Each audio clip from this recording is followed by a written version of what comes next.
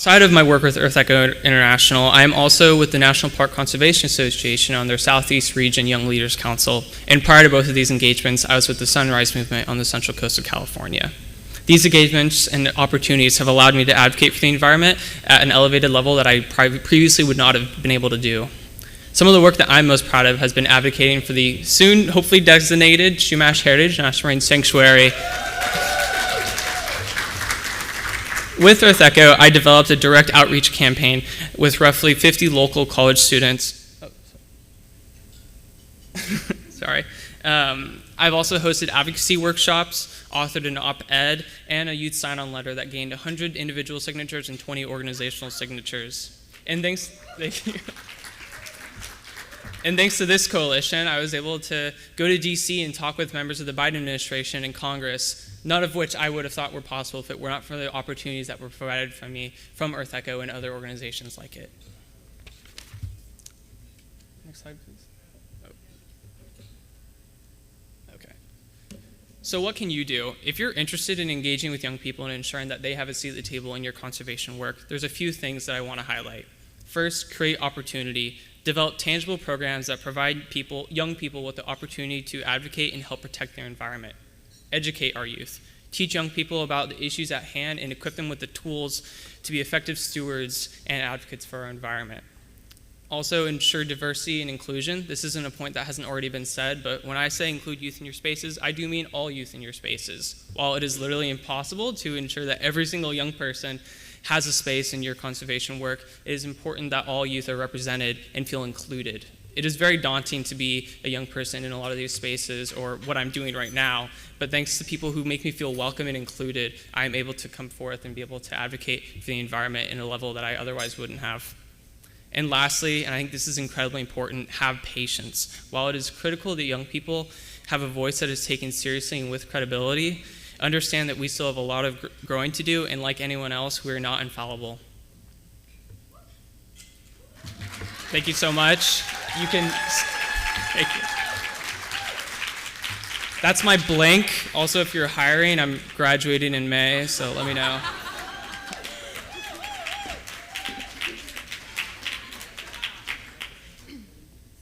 You're doing the long game. That was the smoothest way to get a job I've ever seen. Thank you, Kai. I remember what it was like to be young and vibrant. Thank you. That was impressive. And next we have a wonderful researcher, advocates, experts, Michelle Schärer-Umpierre. Did I do that? Bueno. Whose speed talk focus is Puerto Rico's history of marine protected areas, which spans from Spanish colonial rule to recent community-led initiatives, culminating in the recent designation of 2 MPAs on the North Coast in 2023, Mar Chiquita and Jardines Arborinos de Vega Baja y Manatí, which are being implemented by local communities despite lots of enforcement challenges. So please welcome Dr. Michelle.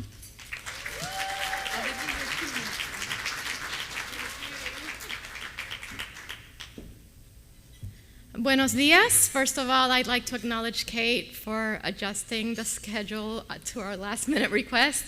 I'm affiliated with the Interdisciplinary Center of Coastal Research at the university, and here collaborating thanks to WCS and Oceans 5 with the technical support to MPA implementation in Puerto Rico. So the underwater gardens of Vega Baja and Manatí are located about an hour west of here, just designated a few months ago, and over 20,000 hectares of coastal and pelagic ecosystem. So our insular shelf on the north coast is only 3 kilometers, so most of that area is deep water. We don't know what's down there. But we're surrounded by other MPAs in the area, which make it highly connected. The interests of this MPA began 15 years ago. And after Department of Natural Resources sat on it for a while, they decided to go with the legislature. And they is Vegabajeños Impulsando Desarrollo Ambiental Sostenible. They're the leaders of this coalition, whose concerns included natural infrastructure, archaeological, important historical resources, and all these other uses associated with ocean and coastal communities.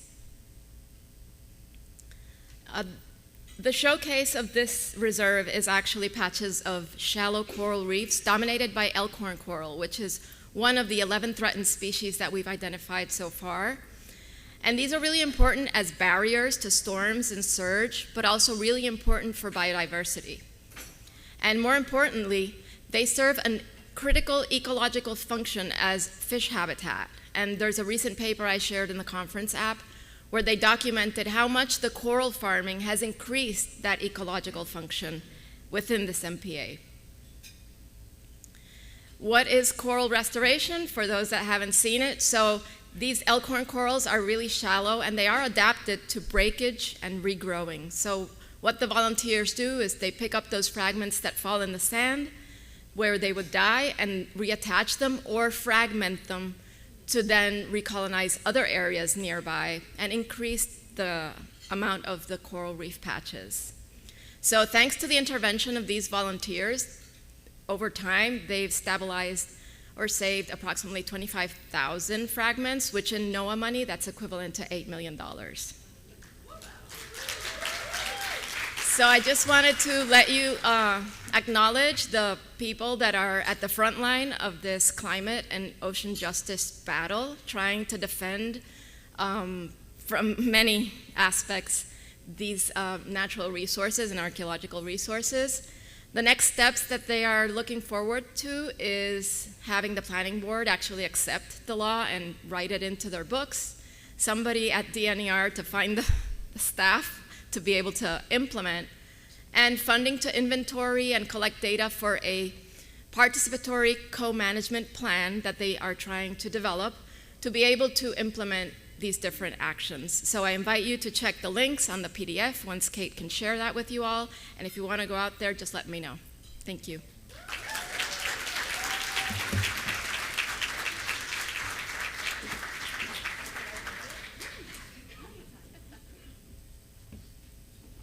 One more hand for our speed talk folks this morning. If you're interested in learning more about the work on MPAs and coral reef restoration or how to engage youth in this movement, you have two amazing folks to go and talk to, and I'm sure they will take more than 4 minutes this time to tell you about their work. Please enjoy breakfast. We're going to come back with some more programming in about 10 minutes, so get your coffee, get your learning pants on if you haven't already, and be back in 10.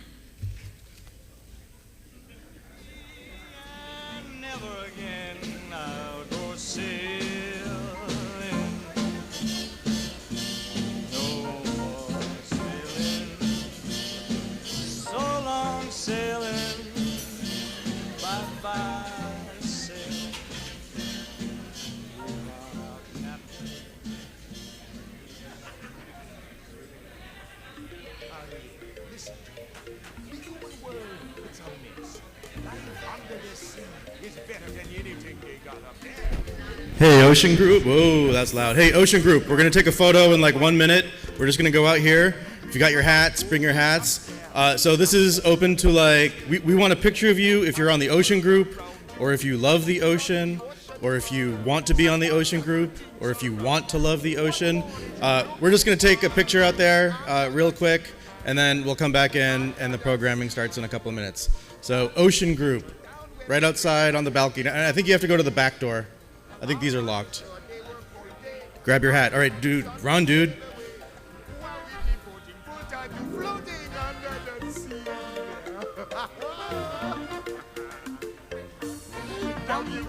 Fish is happy as after the waves they roll. The fish on the land ain't happy. They shot 'cause they in the bowl. But fish in the bowl is lucky.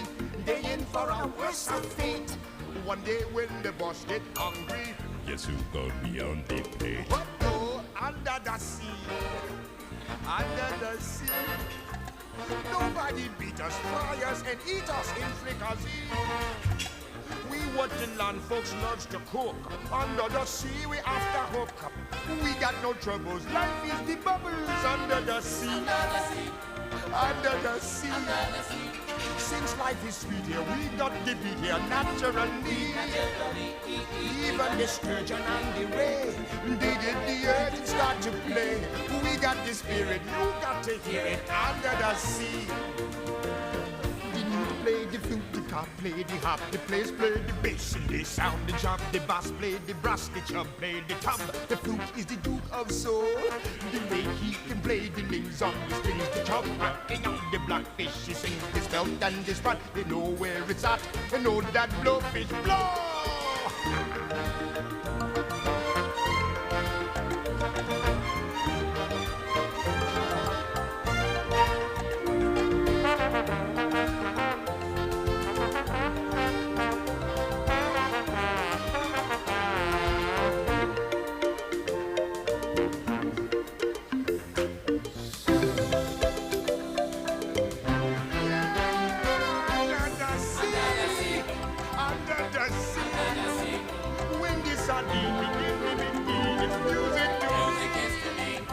What do they got? A lot of sand. We got a hot crustacean band. Each little clown here know how to jam here under the sea. Each little slug here cutting a rug here under the sea. Each little snail here know how to whale here. That's why it's hotter under the water. Yeah, we get luck here down in the muck here under the sea.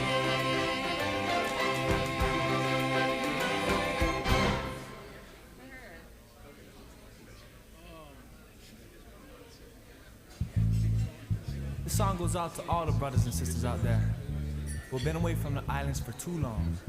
Whether you moved away, or at college, or just on a long vacation, you know how you feel. Feels like longer than forever, yeah. My home is now a distant land. If I had one wish, I wish I could be back on that rock in the middle of the sea. My heart is calling me to the islands, blue skies and tropical breeze. I wanna go back home to swim in that Pacific Sea. You can take the boy from the island, but not the island from the boy. 'Cause the island stays in your heart, and I'll never forget where I'm from. Oh no, I'll never forget. Yeah, I'm just using that to introduce her. I'll take it. No, I'll never forget. I miss the local grinds, you know what kind I mean. Lao Lao, lomi salmon, and yes, Kahlua pig. L&L play lunch. Ooh, what a winner.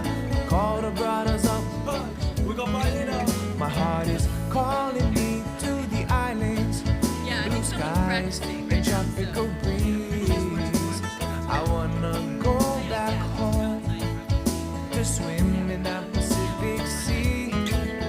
You can take the boy from the island, but not the island from the boy. 'Cause the island stays in your heart, and I'll never forget where I'm from. Oh no, I'll never forget where I'm from. No, I'll never forget.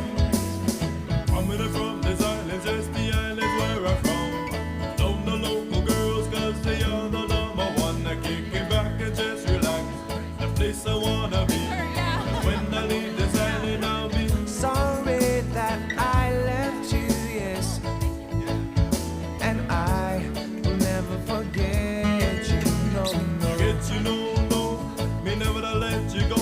Yes, we can't stop, won't stop, till me find my way back home. And when we return to the island finally, moving like the ocean and down. Sorry that I left you, yes, and I will never forget you. No, no, no, no. My heart is calling me to the islands, blue skies and tropical breeze. I wanna go back home to swim in that Pacific Sea. You can take the boy from the island, but not the island from the boy. 'Cause the island stays in your heart, and I'll never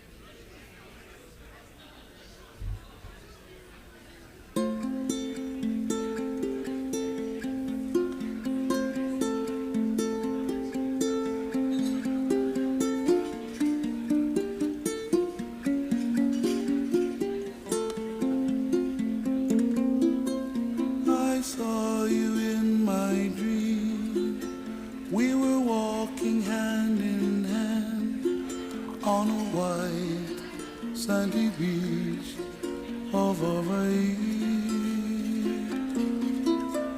We were playing in the sun. We were having so much fun on a white sandy beach of Hawaii. The sound of the ocean soothes my restless soul. Sound of the ocean rocks me all night long.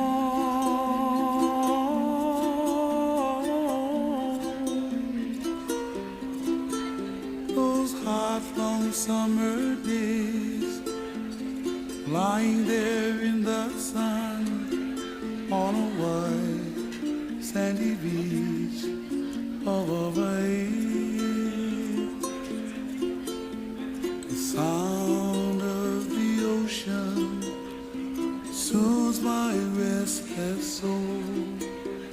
The sound of the ocean rocks me all night long.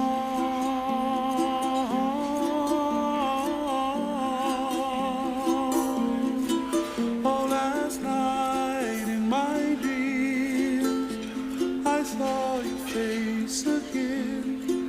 We were there in the sun on a white sand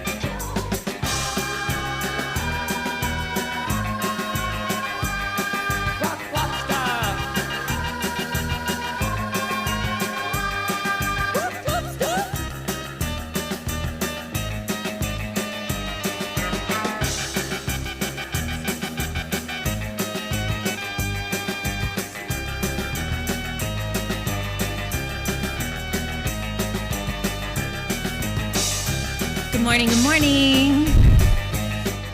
How are you? Everyone good? Good. Okay.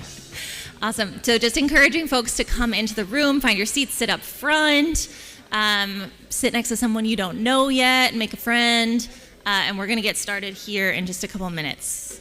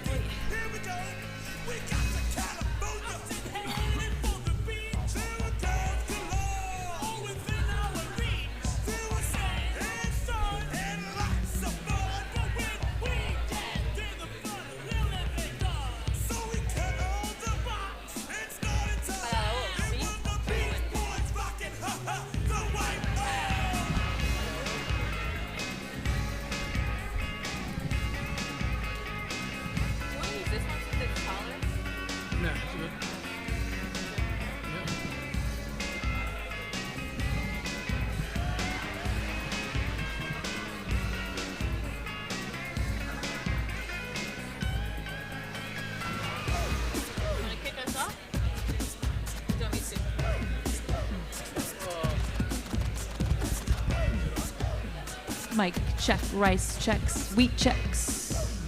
3.14159. Check 1, 2, 3. Wepa! Wepa! Wepa! Wepa! Okay. What's up, y'all? Good morning. Good morning.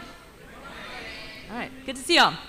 Kevin and I are gonna hang out on stage for a little bit before the rest of today's programming, and we're supposed to talk for about 30 minutes, and then we kind of looked at each other and we're like, nah, let's sing instead. And so I'm gonna play a couple tunes and also talk a little bit about mentorship and all of the lessons that Kevin continues to teach me, and of course all of the incredible lessons I continue to teach him about humility and being young. And we're also going to invite you all to take some time to get to know one another at your tables and talk about who grounds you and what mentorship looks like to you, and so that Kevin and I don't have to talk as much. And also so you can get to know each other and build community and all of that boring stuff. But Kevin, I'm going to pass it over to you to introduce our first song. Okay. Aloha, everybody. My name is Kevin Chang. I work for an organization called Kua'aina Ulu Awamo, which means grassroots, growing through shared responsibility. The people I work for, primarily rural Native Hawaiian communities, believe that our environment is a shared responsibility for all of us.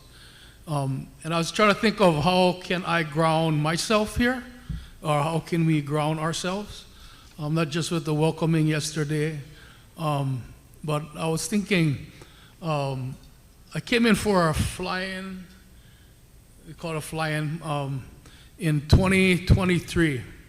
And it just so happened that while I was there, a friend of mine who was an advisor to Secretary Holland invited me to an event at the Smithsonian National Portrait Gallery called 1898. And I never understood the significance of that, 1898. Let me read you some dates here, okay? The song I'm going to sing has very much to do with this. So, first of all, in 1843 in Hawaii, Hawaii was once an independent nation. In 1843, an admiral from the British Navy, without the consent of his government, came in and overthrew the Hawaiian government. And word was sent back to England, and another admiral was sent back to Hawaii to restore the Hawaiian nation. And when the nation was restored in 1843, the king said, Kamehameha III said, "O mau ke ea o ka aina I ka pono," or the life of the land is perpetuated in righteousness. Aina means that which feeds us, land, ocean, whatever source. And ea means life, but life also means governance. So after 1843, in 1893, the United States illegally overthrew the Hawaiian nation on behalf of the interests of private corporations. And in 1898, Hawaii was annexed to the United States. And in 1898, Puerto Rico was annexed to the United States. And in 1898, Cuba was liberated, and then as we know what has happened between Cuba and the United States happened. And in 1898, Guam was annexed. And in 1898, the Philippines were annexed. So think about that date as significant in our history, embedded with issues of justice for all of us to reflect on, and this is ground zero for some of that. So this song, the chorus is "Ua mau ke ea o ka aina I ka pono," which also happens to be the state motto for Hawaii. So if you come to our capital and you'll see the big, what do you call it, like a big medallion thing, whatever, and you'll see "Ua mau ke ea o ka aina I ka pono." And this song is called Hawaii 78. It came out of the year 1978 when the Hawaiian community and consciousness was rising. as it was around the United States in minority communities, especially in Native America and Indian country. So.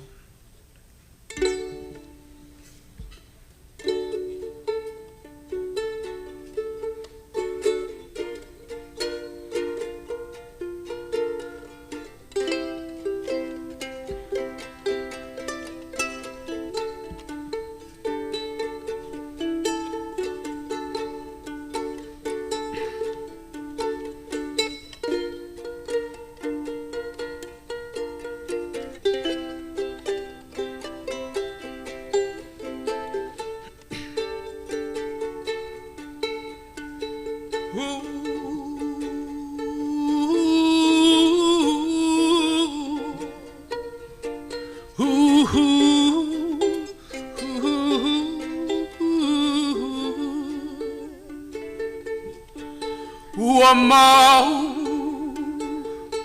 ke au ka aina I ka pono ano Hawaii Ua mau ke au ka aina I ka pono ano Hawaii Just for a day, our king and queen would visit all the islands and saw everything now. How would they feel about the changes of our land? Can you just imagine if they came back and saw traffic lights on railroad tracks now? How would they feel if they saw Hawaii today? How would they feel? Would they smile, be content, and then cry? Cry for the gods and cry for the people. Cry for the land that was taken away, and still yet you find Hawaii. Ua mau ke o ka aina I ka pono ano Hawaii. Ua mau ke o ka aina I ka pono ano Hawaii. Oh, the giving that the queen had done, she gave her aloha to everyone now. How would she feel about this modern city life? Oh, the fighting that the king had done to unite the islands now, there's condominiums now. How would he feel if he saw Hawaii today? Tears would come from each other's eyes as they would start to realize that our land is in great, great danger now. How would they feel? Would they smile, be content, and then cry? Cry for the gods and cry for the people. Cry for the land that was taken away, and still yet you find Hawaii. How would they feel? Would they smile, be content, and then cry? Cry for the gods and cry for the people. Cry for the land that was taken away. Still yet you find Hawaii. Ua mau ke au ka aina I kapono ano Hawaii Uamahu ke au ka aina I kapono ano Hawaii Uamahu ke au ka aina I kapono ano Hawaii Uamahu ke o ka aina I ka pono no Hawaii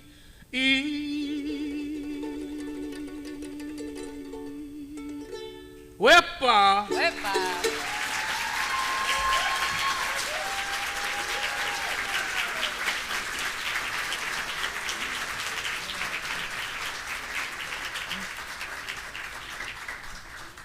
The voice. Insane. Thanks, Kevin.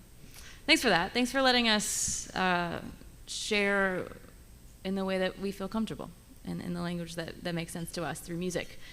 We're actually going to invite you to now to talk to one another and answer two questions. One is, who grounds you? And two is, who are you going to tell about this when you go home? Who's the first person that comes to mind? We're going to spend about 10 minutes or so, talk to somebody new, and then we'll come up and we'll talk a little bit about some of the people that ground us and that we feel mentored by. So let's take about 10 minutes, find a person who grounds you. So beautiful.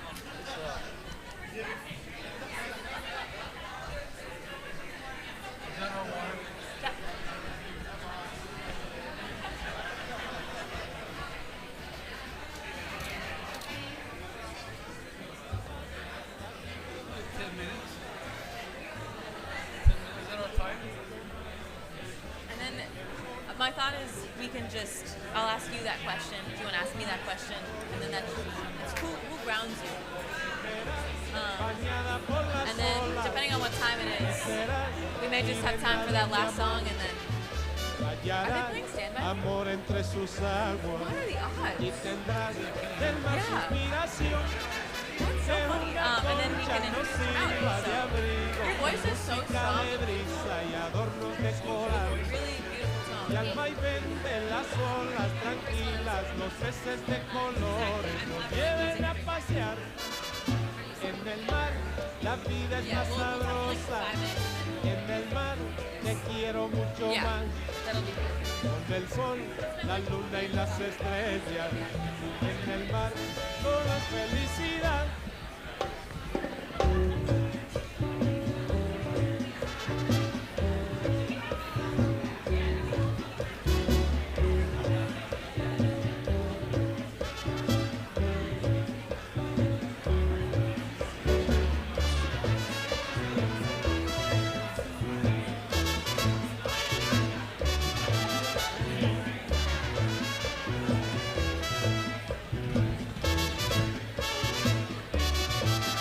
En el mar la vida es más sabrosa, en el mar te quiero mucho más.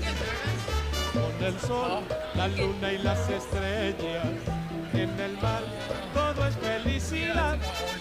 Que una concha nos sirva de abrigo con música de brisa y adornos de coral. Y al vaivén de las olas tranquilas, los peces de colores nos lleven a pasear.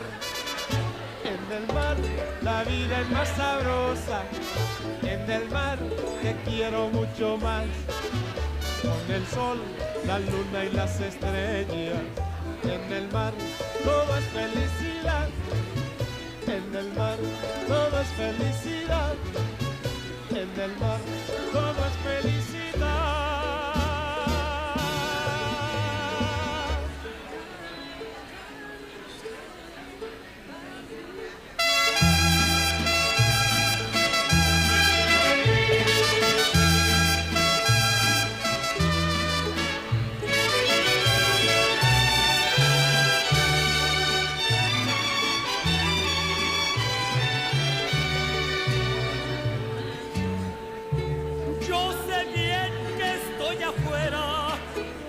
día que yo me muera, sé que tendrás que llorar. Llorar, llorar, llorar y llorar. Dirás que no me quisiste, pero vas a estar muy triste y así te me vas a quedar. Con dinero y sin dinero, yo hago siempre lo que quiero y mi palabra es la ley. No tengo trono ni reina, ni nadie que me comprenda, pero sigo siendo el rey.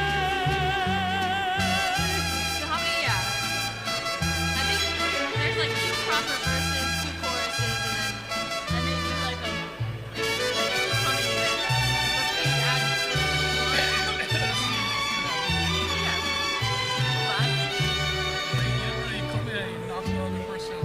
Una piedra en el camino me enseñó que mi destino era rodar y rodar. Rodar, rodar y rodar. También me dijo un arriero que no hay que llegar primero, pero hay que saber llegar. Con dinero y sin dinero, yo hago siempre lo que quiero y mi palabra es la ley. No tengo trono ni reina, ni nadie que me comprenda, pero sigo siendo el rey.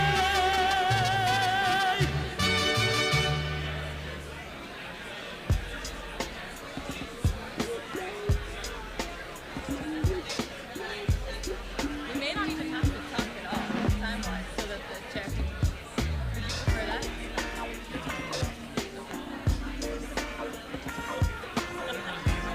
Yeah.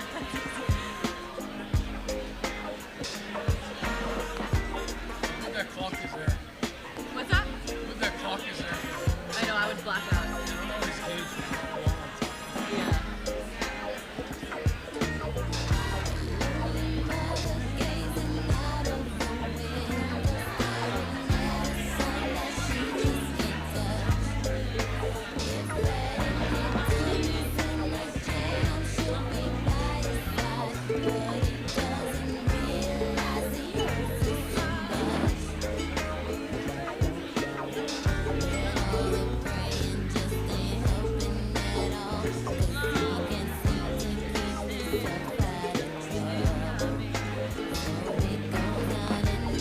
Sometimes when I sing, I lose the rhythm.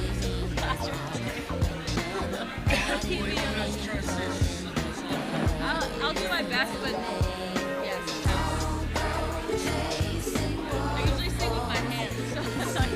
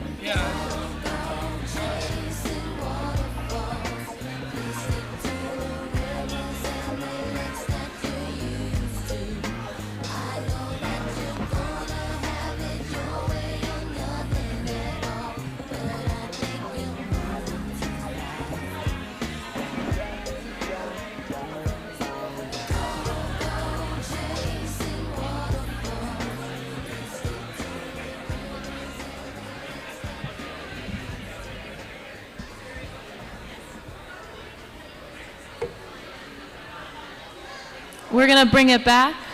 So finish up your last sentence and we'll come on back.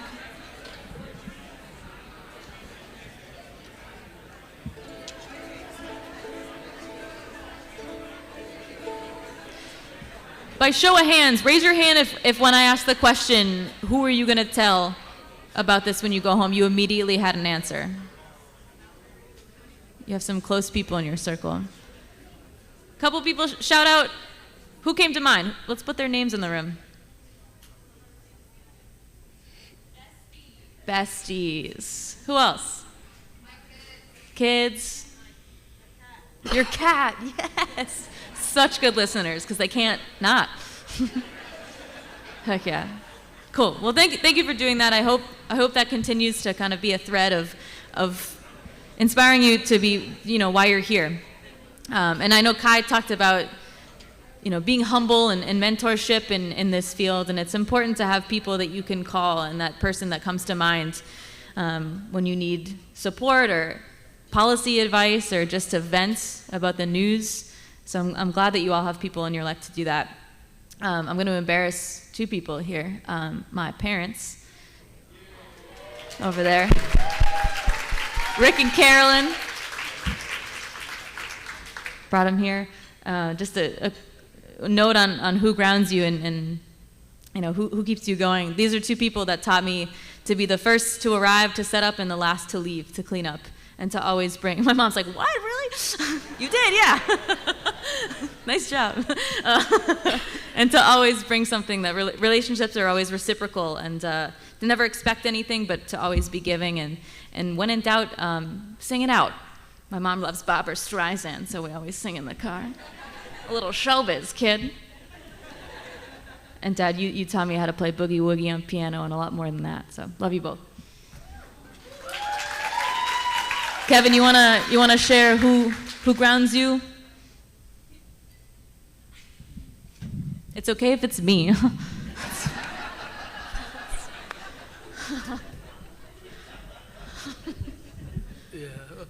Yeah.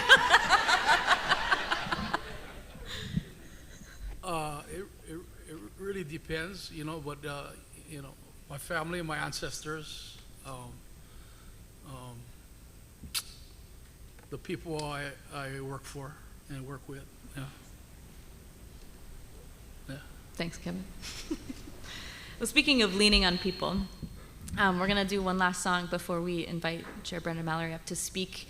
And it's in the nature of being able to lean on people and stand by them, per Ben E. King. So here's a little Stand By Me.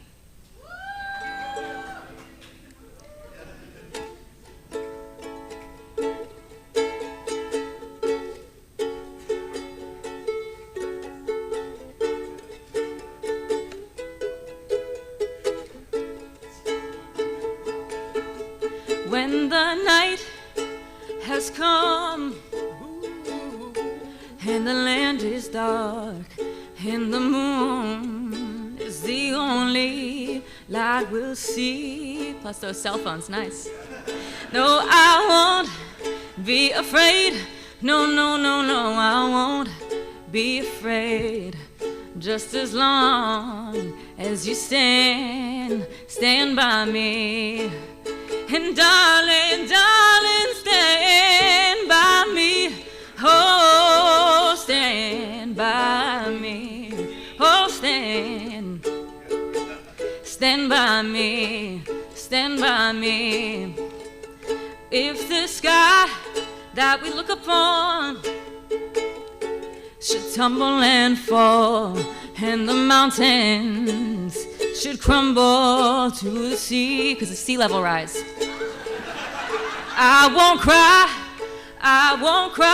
no, I won't shed a tear, just as long as you stand, Kevin, stand by me, and Kevin, stand by me, oh, stand by me, oh, stand by me, stand by me.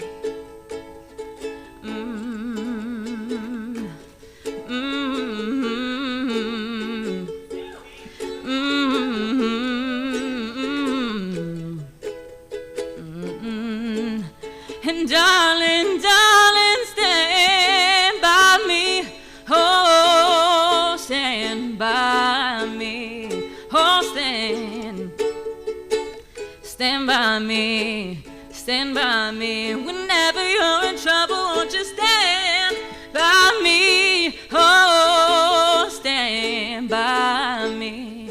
Oh, stand by me. All right. Thank you, Kevin. All right, we'll go introduce. Thanks, man. We're gonna sashay our way over to our podium. We're gonna do the yes sir. Oh yeah, he wants to do a social media moment. So we're getting that queued up. I feel like Britney Spears with this lavalier. Oh yeah.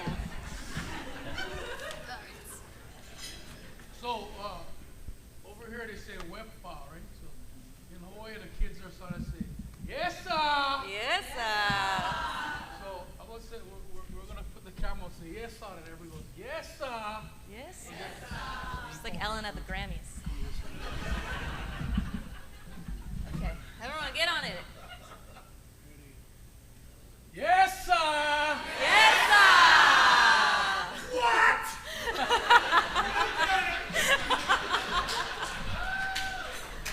Lil John, is that you?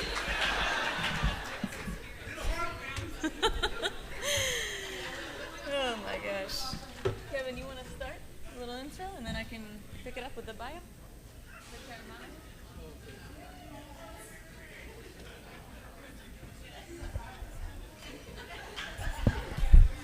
So the special guest we have today is a special person.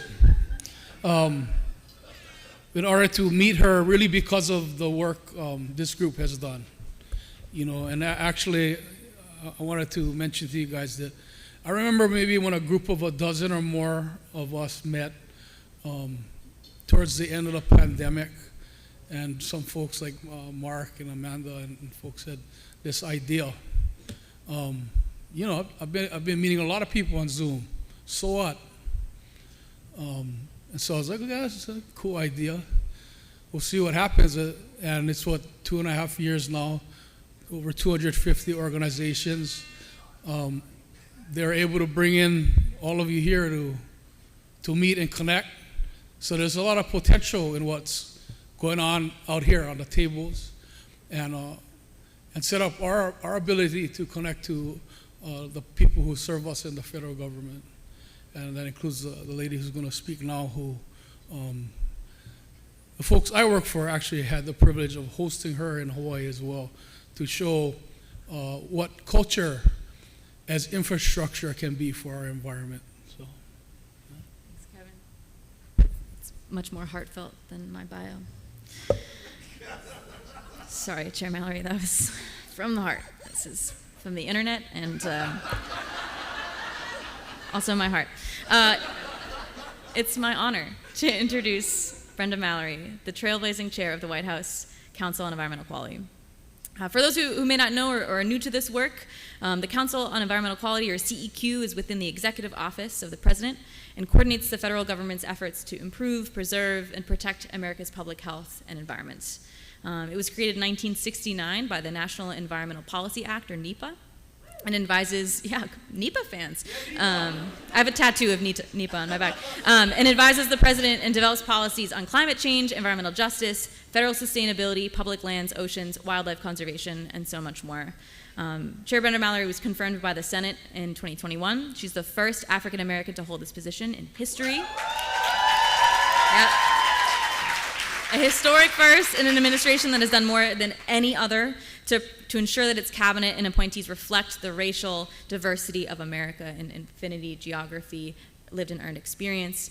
Brenda's commitment to environmental justice and climate change solutions is unwavering. She was the highest ranking career official in the EPA Office of General Counsel, where she and her teams tackled some of the toughest issues the EPA faced: clean water, pesticides, toxics, disaster recovery, environmental justice. And at CEQ, among her many responsibilities, is delivering on the promise of America the Beautiful, which is why we're all here this week, to make nature more accessible for Americans, to fight climate change, protect 30% of lands and waters, and making sure we are doing it with the voices that look and sound like America. On a personal note, one of my favorite things about Chair Mallory is that she keeps showing up. She is part of this community, yes. I was talking to somebody last night, and they said, I love being here. It feels like a family reunion. And I think in the spirit of Chair Brenda Mallory continuing to show up, continuing to be the voice and the advising lead on so many of these issues, we look to her in partnership with honor, with respect, and we thank her for so much of the work that she's done to continue our work forward, and we are so grateful for your partnership. And thank you for flying all the way down to Puerto Rico. You have so much going on, and you're here. That's amazing. So thank her if you see her, and it's my great honor to introduce Chair Brenda Mallory.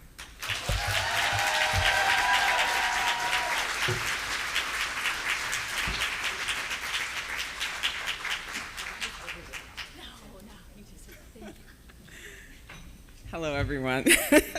I was going to say, no one told me I had to follow singing, and this is not the setup that I'm accustomed to, or one that I think I'm actually suited for. So, thank you so much, Kevin and Kate. I mean, the idea of eliminating a panel and instead doing kind of a sing-along, but like with voices, just such extraordinary and powerful voices, just was brilliant. And I myself am in a different place because you made that choice.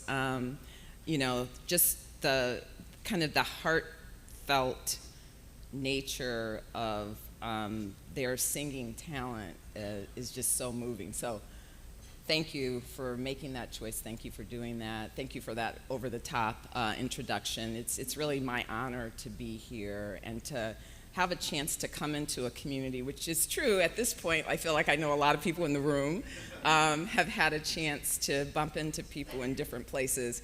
And I do appreciate when you remind me exactly where it was, because I see a lot of faces over the course of any given week, and even when I recognize the smiles, I don't always recognize why I should recognize the smiles. So thank you for that. It's just it's really an honor to be here. And I think, as Kate said, the honor to serve in an administration that has been so laser focused on an array of issues that have been important in my life for the last 40-ish years of work in public and private sector has just been a true blessing.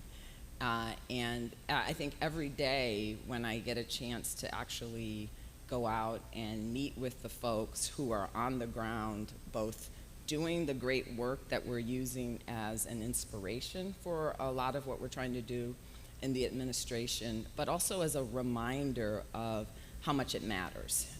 And so I just want to thank each of you for what you do, for the work that you're doing in your communities, and for continuing to lift up your communities as examples of why we need to do what we do and do it better.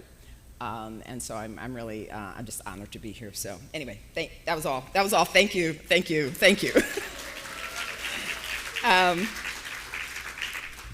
I want to actually take the opportunity just really to share a little bit about some of the details of the work the administration has been doing. And as I said, since I've talked and met with a number of you over the course of the last few years, some of this is just a refresh for you, but for others, just to give a sense of why I think we all should be proud of what we've started, but also know that there's so much more to get done, and to encourage this administration and the next to follow suit in terms of keeping the work going, just to have some grounding in that. And I do think it's great that you're choosing to have your first conference in Puerto Rico. Puerto Rico, which in many ways is kind of the tip of the spear when you think about climate change and biodiversity and all the work that we have to do here. And just, right now, as we always are, it feels, we're in the midst of addressing climate change impacts from Hurricane Helene, but a few weeks ago it was Hurricane, what did we call the Puerto Rico hurricane just a few weeks ago?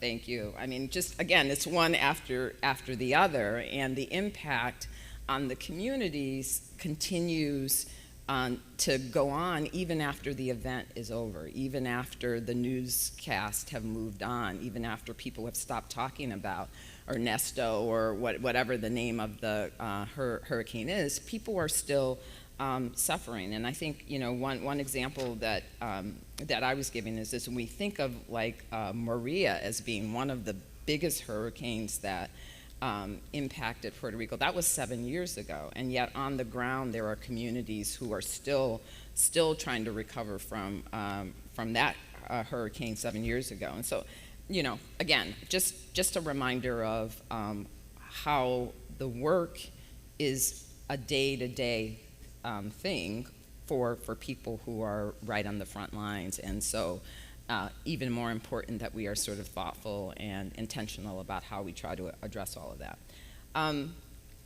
Yesterday I had the honor to go to El Junco National Forest, which I understand some in this group are going to go to, and I have a pin that sort of reflects there the parrot who is endangered and very much a part of a growing population at the National Forest. But, you know, another example of a place that reflects both the biological richness of this community, but also the risk that are being faced. And, you know, there's sort of evidence of this last hurricane, but of hurricanes in past. I mean, some of the roads are really severely impacted from years of being hit in one way or another and not having the investment to address it. And while we are in a position now to try to address some of that, it is again a reminder of how the lingering impacts of these efforts, these storms that are getting a lot worse, are really touching communities. You know, I already mentioned that, of course, across my travels in this role, both the need for and the commitment to achieving our goal of protecting at least 30% of the nation's lands and waters through locally led conservation is even more clear. I think what I love about being in individual communities is you hear and see the work that people have been doing that are focused around things that are unique and special in that community. And the energy around that and the commitment to it is really just comes through. And so that's a great part of, I think, what we are both lifting up and advancing in the work that we're doing in the administration. But it also, you know, has us focused on the need to make sure that kind of all communities are benefiting from these special features, from the benefits that are created from the positive impacts that are created from some of the work that we're doing, and that we still obviously have some work on. I went out of order, so now I got to find myself. Okay, we're going to skip all that. So let me just move on and start to talk a little bit about this president and this vice president and kind of the work that they have been centering. Number one, I regularly say that this president and this vice president are leading the most ambitious climate change, conservation, environmental justice, and water agenda in history. Not only the policy focus, but the funding that the president was so successful in securing have been unmatched by any previous administration or any sort of previous time. And the result of that is that, you know, we have ideas and things that I think have kind of bubbled up from all across the nation and from communities who have been focused on these issues, where they had plans that they wanted to implement, but no funding to do it. So more than a few occasions, I've been told when I go to a community that it was because of the bipartisan infrastructure dollars that something that was on the drawing board and probably wouldn't have occurred for the next 10 years was made possible, or that they knew they had a need for a particular area, but there was no resources to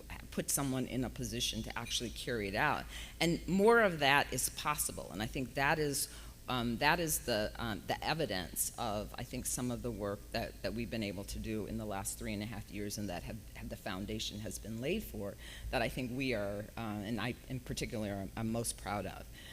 So having the first national conservation goal is great, but knowing that on the ground that there are actual changes in communities and impacts that are affecting the day-to-day lives of people is even more important. And I think that is the focus of certainly the last year or so, but the last 4 months going through. I think that is the place in which we want to make sure we're seeing more of that evidence. The overall goal is really critical, and it is the focal point that allows us all to be working towards something and to be working in a way that advances kind of the collective goal, but actually being able to sort of make sure that that connection is being made on the ground and seeing some actual impacts, I think is really really important, and more of a cornerstone of what the America the Beautiful initiative really is all about. Some of what we've been able to do so far that is worth lifting up. We've protected more than 42 million acres of lands and waters through this collaborative approach that really prioritizes leadership. Yeah. And I think it's worth pausing on that, because I also was part of the Obama administration.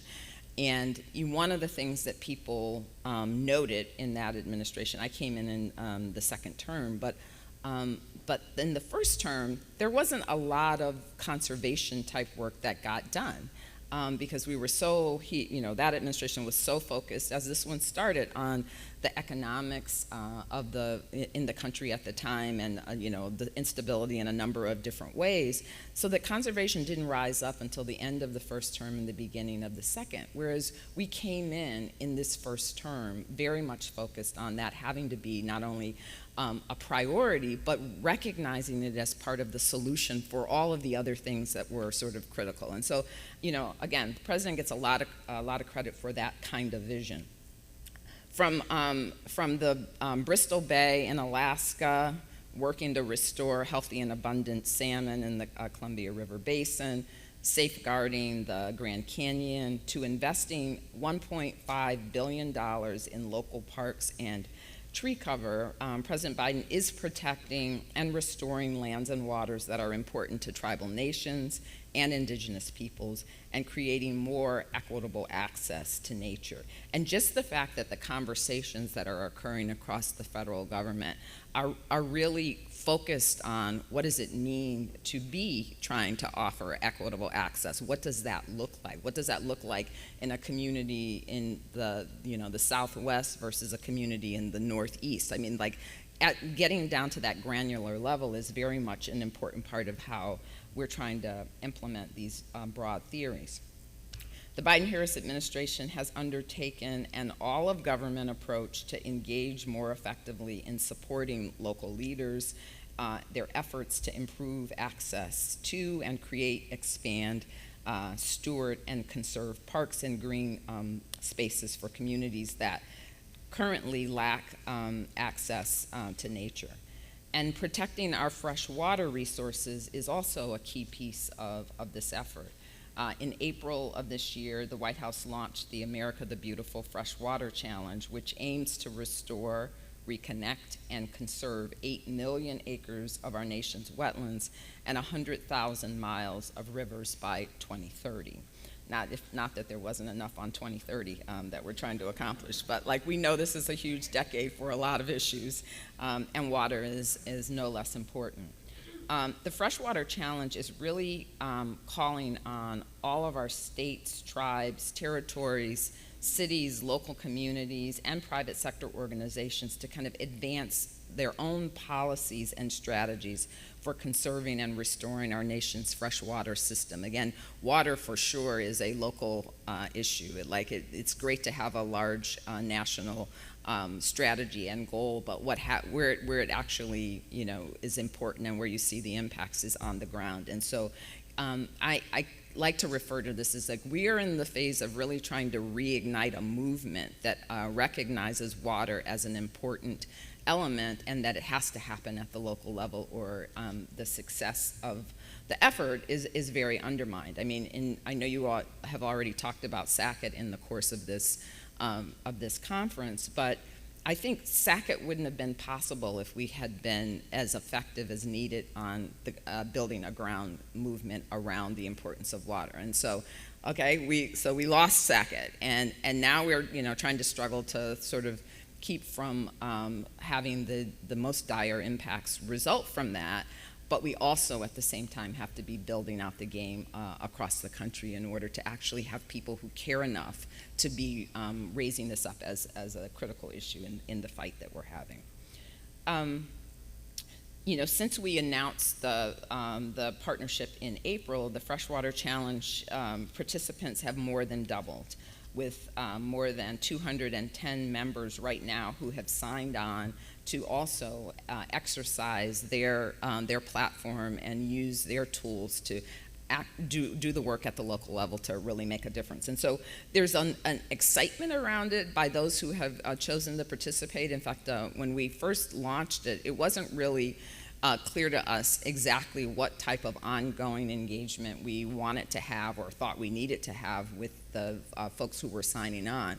But very quickly, what we heard from the folks who signed on is that they wanted to use this as a vehicle for bringing people together, for organizing around activities, and for sharing what's working in one place versus another. And last week I was at a water conference in the Great Lakes, and one of the things I heard there was about some of the efforts that have been being made in more conservative communities to get people really focused on why it's important to be protecting water. And like, our usual language doesn't necessarily work there, but what works there is ecosystem services, and how having a strong system really helps protect from flooding, how it reduces the cost for communities that are associated with that. And so, again, trying to figure out where you end up with a collective of folks who are working towards the same goal in their region, which may not look or sound the same from region to region, but is a good example of why this sort of a network is really important.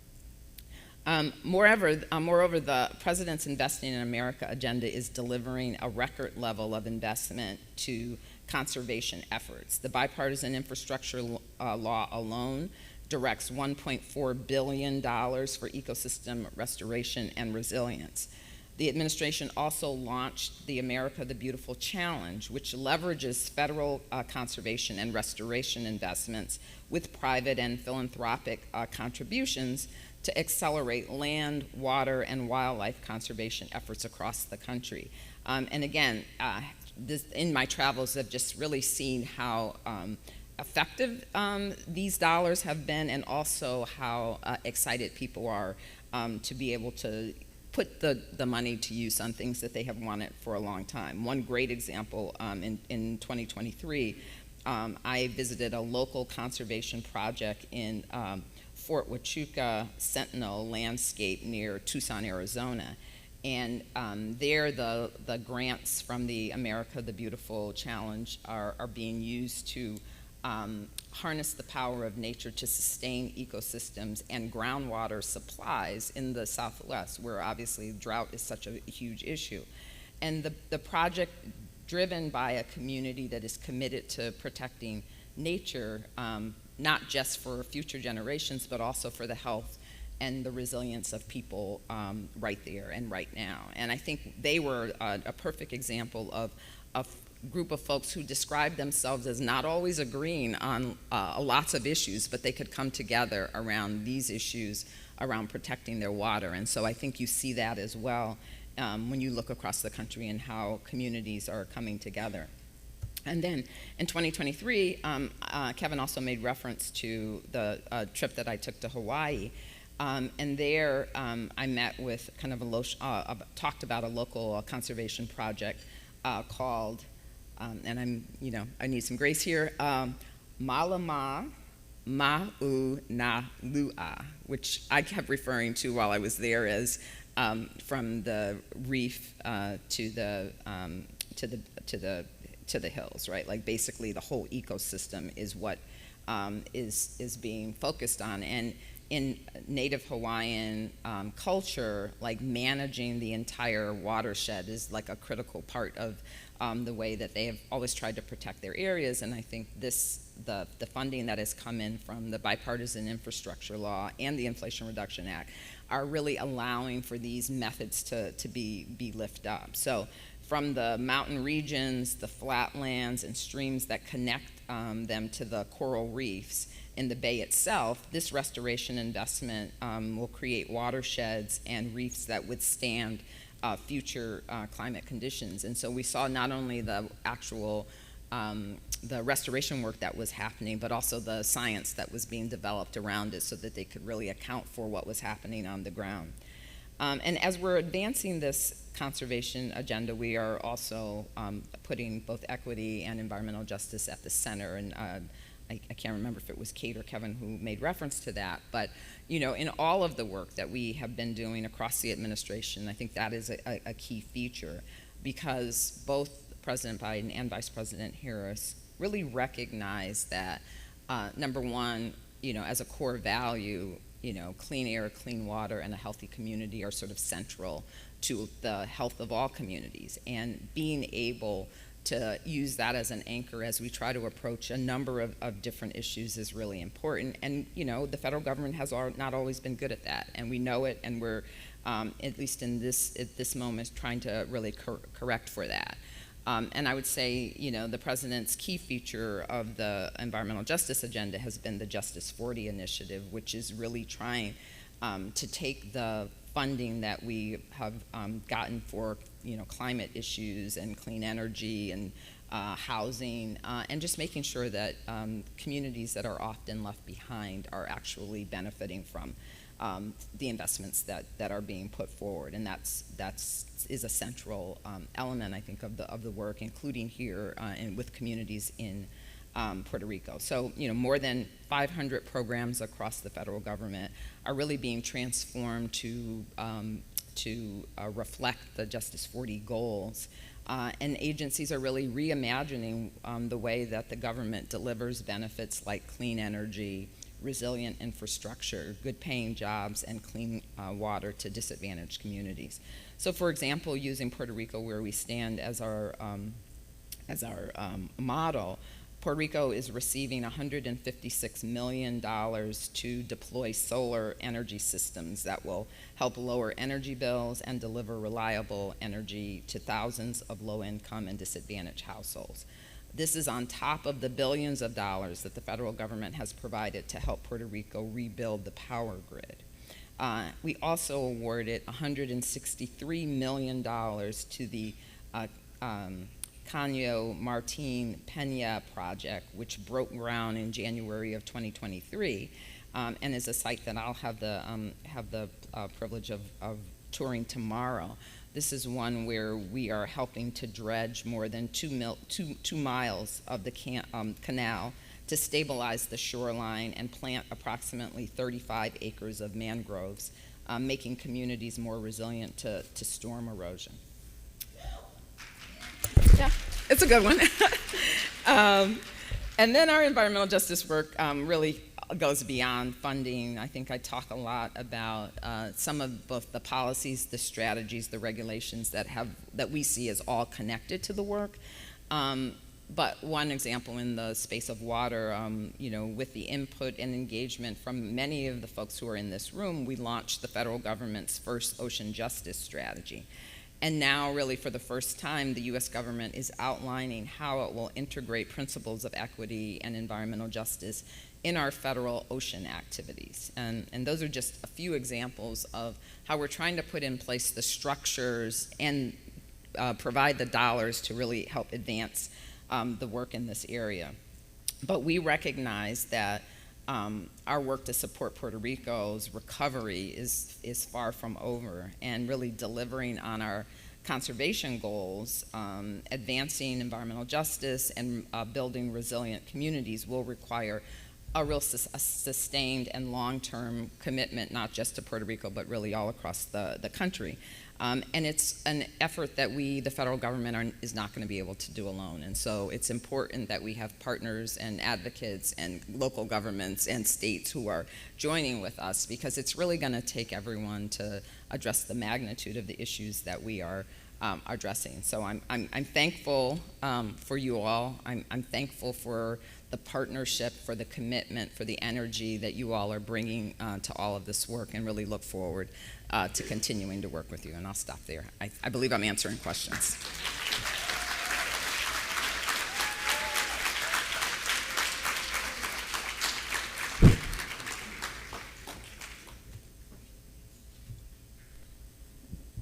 Check. Here we go.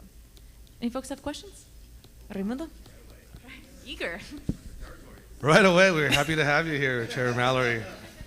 So first of all, we want to thank you for making the visit, for visiting the sites, El Yunque, Martin Peña. One thing that we really want to make sure that you take home with you as well is that we do recognize the work that the administration has been really doing. From folks from Gretchen Sorita to Tom Perez. 2 weeks ago with Dulce, I don't see Dulce right now, with Dulce and several others from Puerto Rico, from both parties in Puerto Rico, we're at the White House talking about a lot of the investments. We've seen the commitment from the agencies, from the agency heads, from Secretary Granholm, from Secretary Buttigieg. They all spoke to us. It was very, very inspiring to see the commitment and the inclusion. You know, everybody here knows, a lot of folks from the territories know that we don't really have representation. And having the folks from the administration reach out directly to folks that are doing the work on the ground is something that, for us, it's very new because our voices usually don't get heard. We usually don't have a good way to communicate to Washington. And so we really appreciate your visit. We really appreciate all the work the administration has done. We do see investment. One thing that I want to make sure we continue to highlight is that while there's so much funding and there's a lot of money that's going, we want to continue to ensure that this does not promote parachute conservation, that we continue to communicate, that we folks on the ground, organizations on the ground, have the capacity, have the knowledge to really implement. You know, Puerto Rico has a lot of universities. Puerto Rico has a lot of NGOs. We have a lot of the leaders in coral restoration. We have a lot of the leaders in fisheries management. We have a lot of the leaders in forest management, not just in Puerto Rico, but nationwide. And we can see this with protected area management and the commitment that local government has in continuing to create protected areas. And so we continue to say we're here. We appreciate your recognition, and we look forward to continue working with this administration and the coming one as well in implementing effective conservation actions on the ground led by local communities. So thank you so much. Well, first of all, let me just thank you for saying that. I mean, I think for a lot of us, you know, especially in Washington, there is just so much noise that would lead you to believe that we are not having success on some of these things. And it is going to the communities where you get a better sense of that. So I'm grateful to you for saying that. And I think, again, the America the Beautiful initiative overall, but I think true of a number of the things that the administration has been advancing, understands the importance of actually working with people who are there, that the parachute concept is not a good concept, that if you want enduring conservation, if you want enduring work really of any kind, it's got to be built with the folks who live there. So I appreciate you. Thank you. Hi, my name's Steph, and I am from Houston, Texas, originally from the South, Laredo, Texas. And something we hear very often when we're meeting with peoples on the Hill is that people have given up on Texas. And as a Texan, that hurts. That's very disheartening. And I guess what our question is, how can we bridge that gap between the federal government and local government when we don't have any help at the state or when things are looking hard at the state? Because people will tell us, y'all need to get the right people elected. We've done it. our Harris County government is really good, but there's only so much that they can do before the governor comes and ruins everything that we're doing. So yeah, just would love to hear a little bit more about that. Yeah, I mean, so first of all, I don't think it's true that we've given up on Texas. I don't think we've given up on any part of this country. I think you just have to recognize that the strategies for different places is going to have to be different. And so, let's take the funding as an example. I mean, one of the things that the administration did in the American Rescue Plan, in parts of the Inflation Reduction Act, is to try to find ways to get money into the states where the governor or the top level of the state is not necessarily going to be wanting to receive the money or to receive it for the assistance that I think we're intending. And so, where we can, we have tried to devise the systems that will help actually go around some of the structures that are set up that generally go through the state levels. But obviously that means there's a lot of money that doesn't get picked up in that mechanism.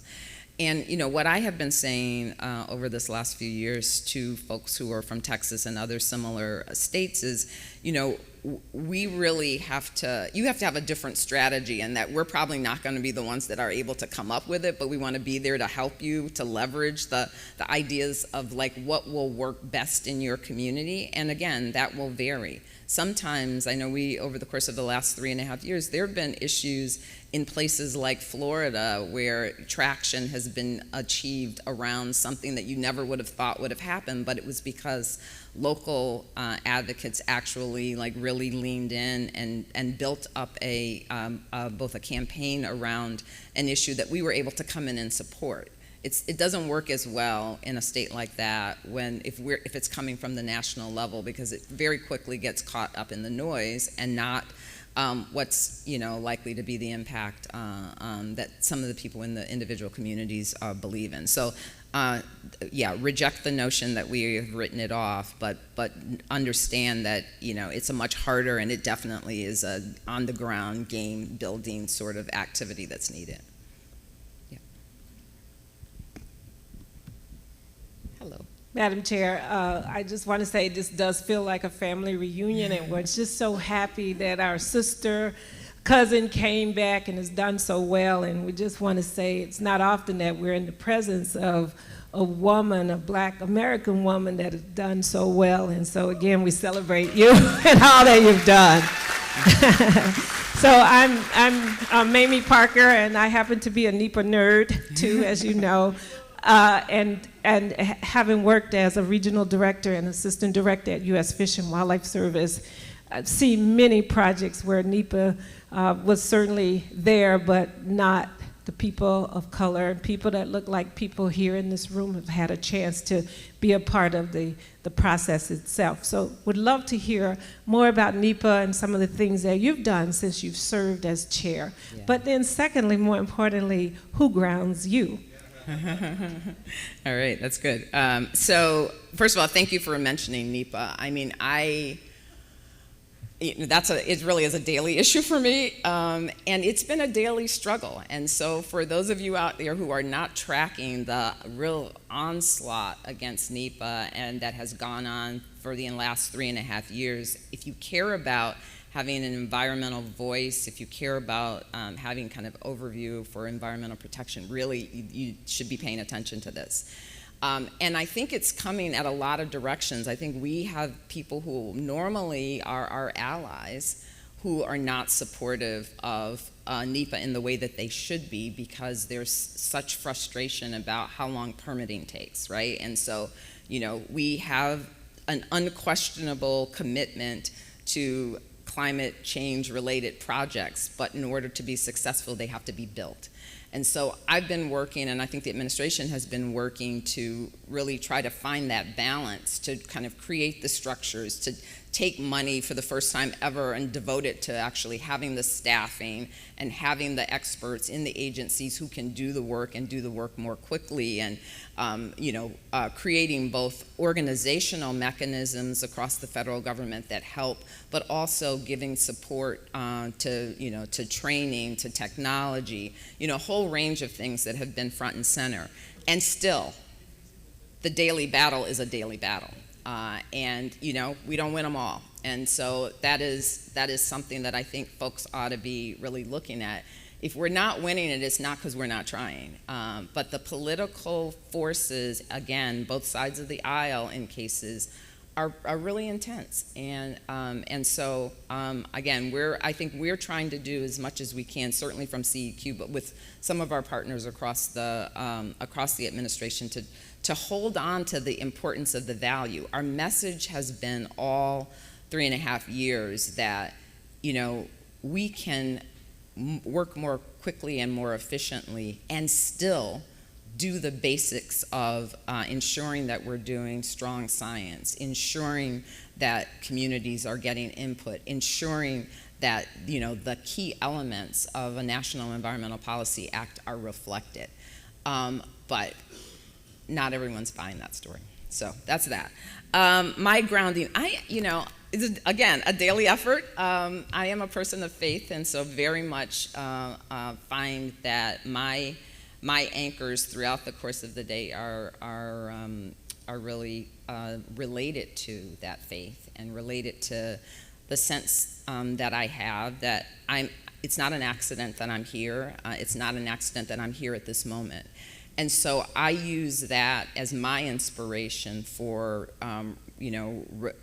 seeing my role as, when I'm the only one in the room who's saying it, that's why I'm in the room.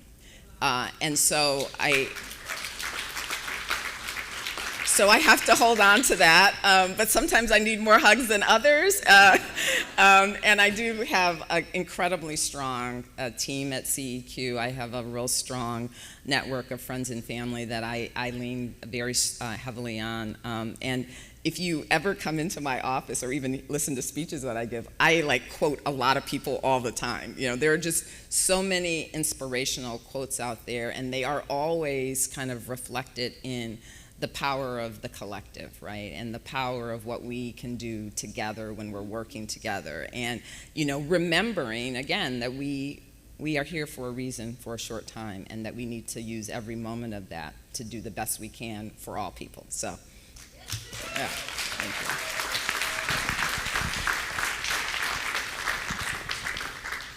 you. Good morning. Thank you so much, Chair Mallory, for joining us. Marcela Gutierrez Gardincho de Azul. First of all, thank you again. You've heard it many times, so we are in the ocean community are extremely excited to have seen the ocean justice policy. And earlier this year, the administration's new intention on the plastic treaty, which, if you all know, there's currently a plastic treaty being negotiated at the international level. How do you see these two opportunities or these ideas coming together for the last round of negotiations, which is now, I just realized, next month, especially in that unique opportunity the United States has in terms of elevating the voices and the concerns of the countries of Latin America and Africa that have been very ambitious in this. Yeah, and that's a great example of something that, there's evolution over the 3.5 years on the administration's views on what role we should play and how we should play it. And I think the thing that we have really been emphasizing over the course of again, the last year in particular, as, we look at the really the plastic pollution and the magnitude of the growth in that area. I think and where it's growing are really in the places that we don't really need it, right? And so the idea that some of the most significant growth is occurring in single-use type plastics, or plastics that they're not critical to either national interest or global interest, right? Because there are places where we have not yet found an alternative to plastics, and I think we have to recognize that. We need to continue to work towards it, but we do have to recognize that there are places where that is true. But that's not where the growth is in plastic production, and it's also true that plastic production is occurring in places where people are least able to actually protect themselves within their local community. So those are informing the way that we are thinking about it. But again, we still have structures that we are working within. We still have a legal system that limits somewhat what we're able to do. And so I think our goal is really to try to make sure that our position is not undermining what other countries who have a different legal system, who have a different legal structure, are able to do. That we all need to be at the table. That we can't have something where the United States is really left out, but we also have to have something that allows us to act consistent with our legal framework and other countries to do what they're able to do at the same time. Yeah.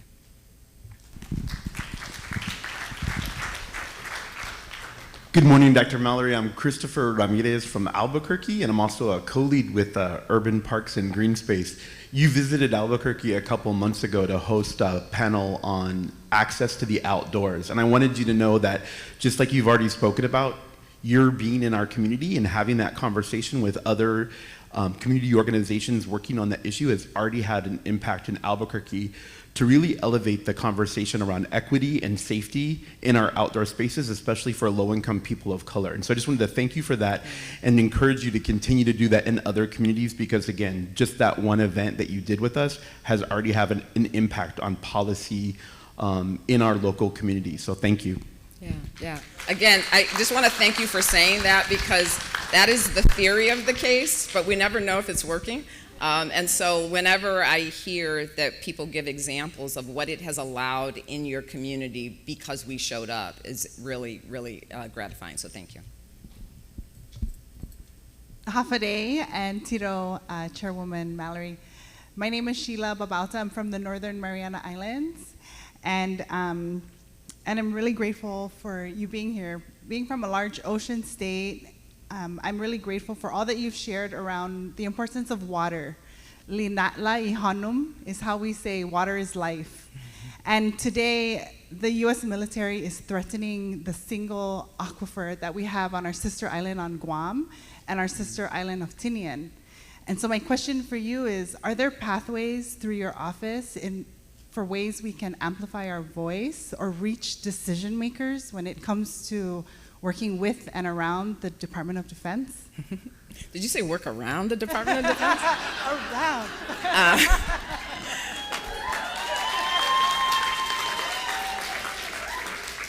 Thank you. I appreciate your question. Yeah, I mean, you're always welcome to use our office as a way to kind of both learn a little bit more about specific issues that you're dealing with, but also to help make connections across the White House with other parts that are really more focused on national security issues, and we're happy to do that. So, you know, I always point to Brendan, but Joe Mar's also here. Like, you know, use them as ways to figure out how to raise whatever the issue is that you're trying to.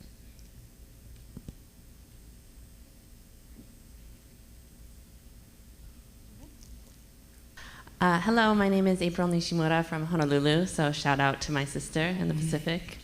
Ditto to the gratitude for you being here. It's so wonderful to get a chance to hear from you. And I was curious what the administration is planning to do and what you would also advise us as leaders and activists around the push for critical minerals. We know we need to decarbonize, but we're seeing that it's leading to the mining of sacred sites like Thacker Pass, a push to mine in the deep sea, which will really threaten the health of our oceans and our people that live in the Pacific. So I'm curious what path forward you see and if you have any advice for us. Yeah, I definitely think critical minerals is not a one path. I think this is a perfect example of something that it really is going to take a concerted effort kind of across sectors to actually, again, we're focused on the balance, right? There's no question that we need critical minerals. The administration has invested billions of dollars in trying to make sure that we position ourselves as a country in a way that allows us to be leaders, and so that's happening. But we do believe that it can happen in ways that doesn't have to undermine our other values. But other people have to be saying that besides us, right? So I think that the advocacy that is going on to actually lift up the specifics of an issue, and to me, you're always more powerful the more granular you get about a certain circumstance than if you try to merge it as like a big, like we don't want any mining or we don't want any critical minerals in, you know, some broad swath of places. that's not going to land in the same way that when you're talking about a specific place and a specific aquifer and ways in which there's a sort of an alternative around it. So I think, again, there's a lot of great work that's actually already happening. Just would fine-tune it so that it actually is really focused on place-based.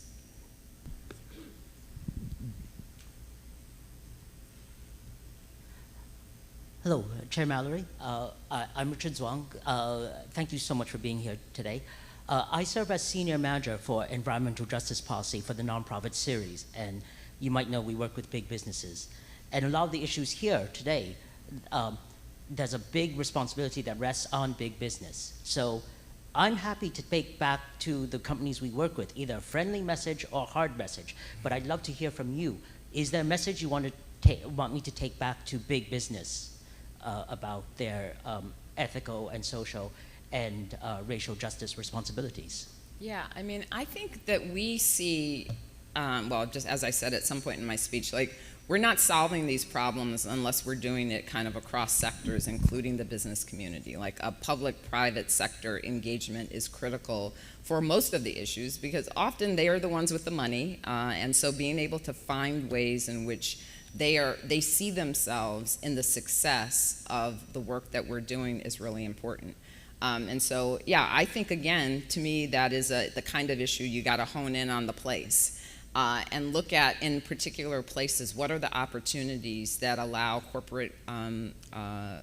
corporations and other corporate businesses to really be good citizens and good community representatives, because that's often where we, one, find success, and two, where we're able to have companies actually see their value and the connection with the community. I think there's a lot of people, companies in particular, where they want to talk generally about ideas, but they are not really naming a place where you can see what those ideas look like. And the more that they're doing that, I think the more that we'll see that synergy between folks. One more question, I'm told. Good morning, Chair Mallory. Thank you. Yeah, I was told I had the honor of having the last question, so thank you. I wanted to second and emphasize the comments of Raimundo earlier. You know, we're really grateful to have you here.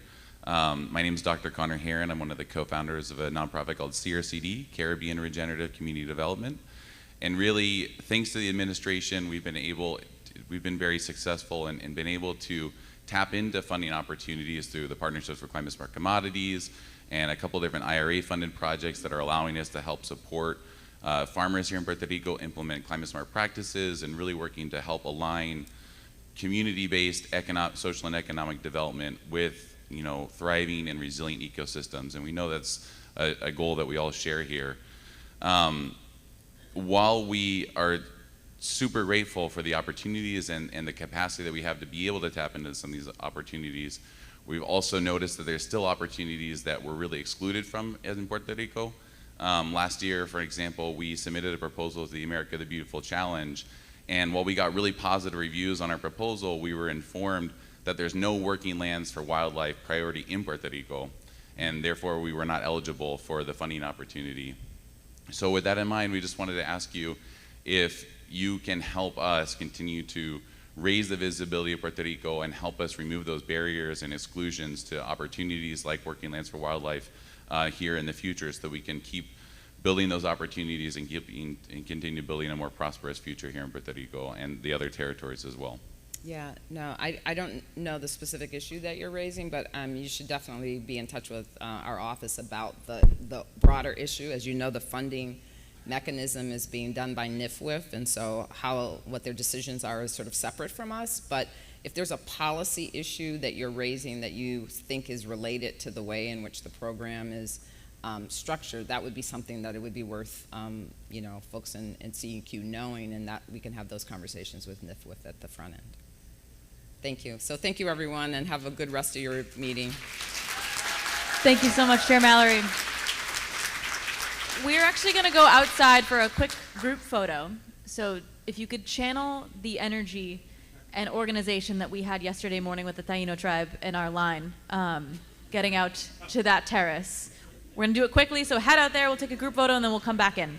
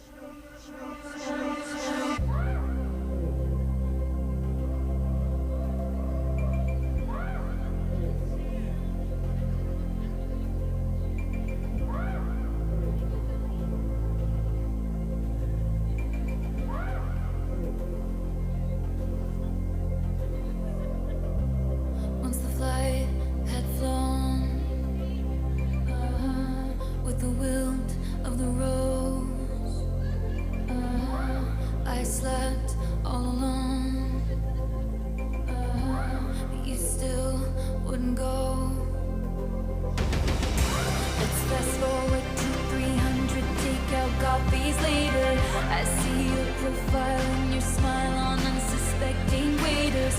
You dream of my mouth before it called you a lying traitor. You search in every maiden's bed for something greater. Baby, was it over when she laid down on your couch? Was it over when he unbuttoned my blouse? Come here, I whispered in your ear in your dream as you passed out. Baby, was it over then? And is it over now?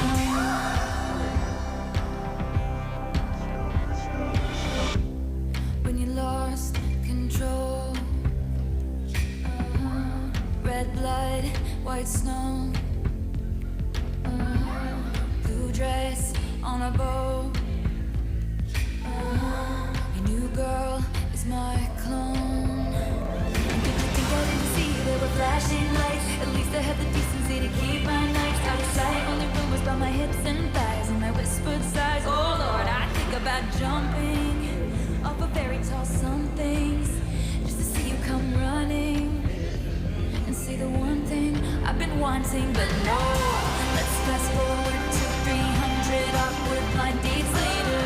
If she's got blue eyes, I will surmise that she'll probably date her. You dream of my mouth before it called you a lying traitor.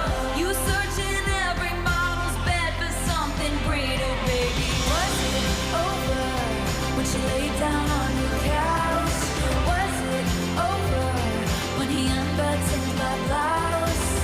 Come here, I whispered in your ear in your dream as you passed out. Baby, was it over then? And is it over now?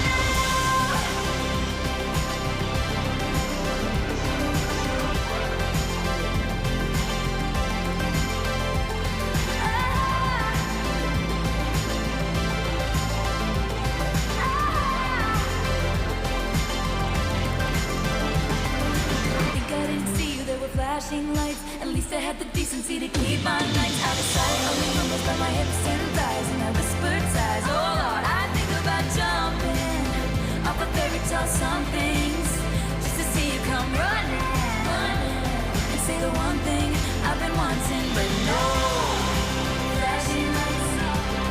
Oh Lord, fast forward to 300 to go.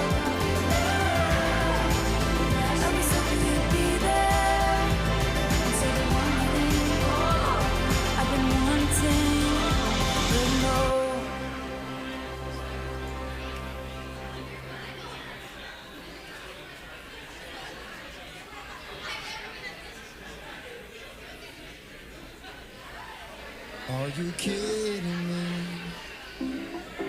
I'm getting sick of the industry. I've had enough of the make-believe. Oh please, am I lost or found?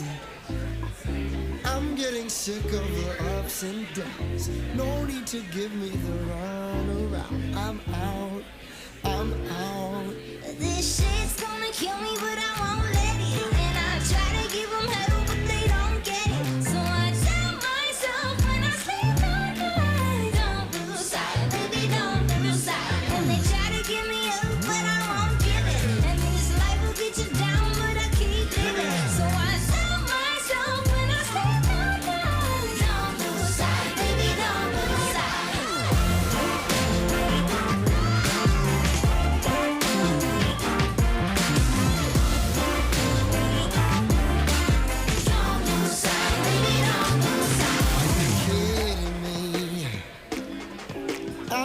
Sick of the in-between. Burning in places and interesting to me.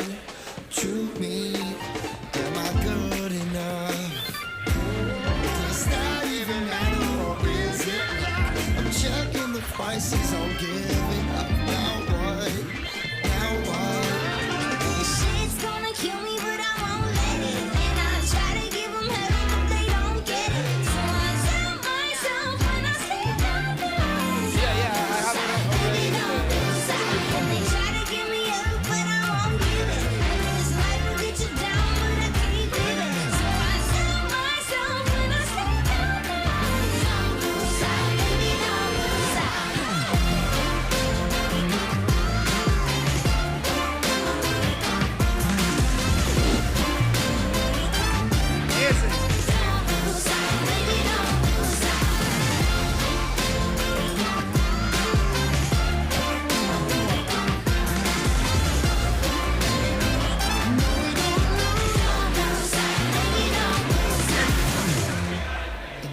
shit ain't never gonna change. It ain't ever gonna change. It ain't ever gonna change. This shit ain't ever gonna change. It ain't ever gonna change. It ain't ever gonna change. This shit ain't ever gonna change. It ain't ever gonna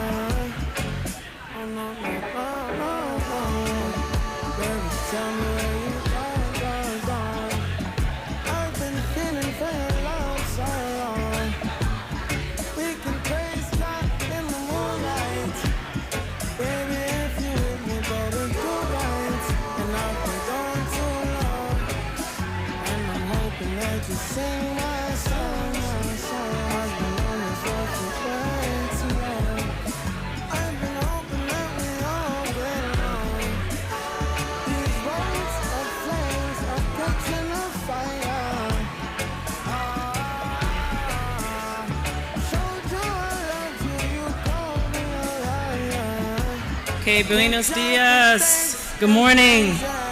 I'm so sorry. I know it's dangerous to open the doors and let us all outside in the sun, but we got a couple more things to do before you go enjoy the rest of the day later.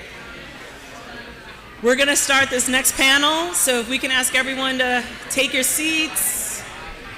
I need chimes. Oh, I know. That does work. Can everyone please take your seats? Thank you so much. Believe me, in a few hours, you'll be able to enjoy many hours out there in the sun. And if we could probably just close the doors again when folks come in, because it is going to start to get warm in here pretty soon.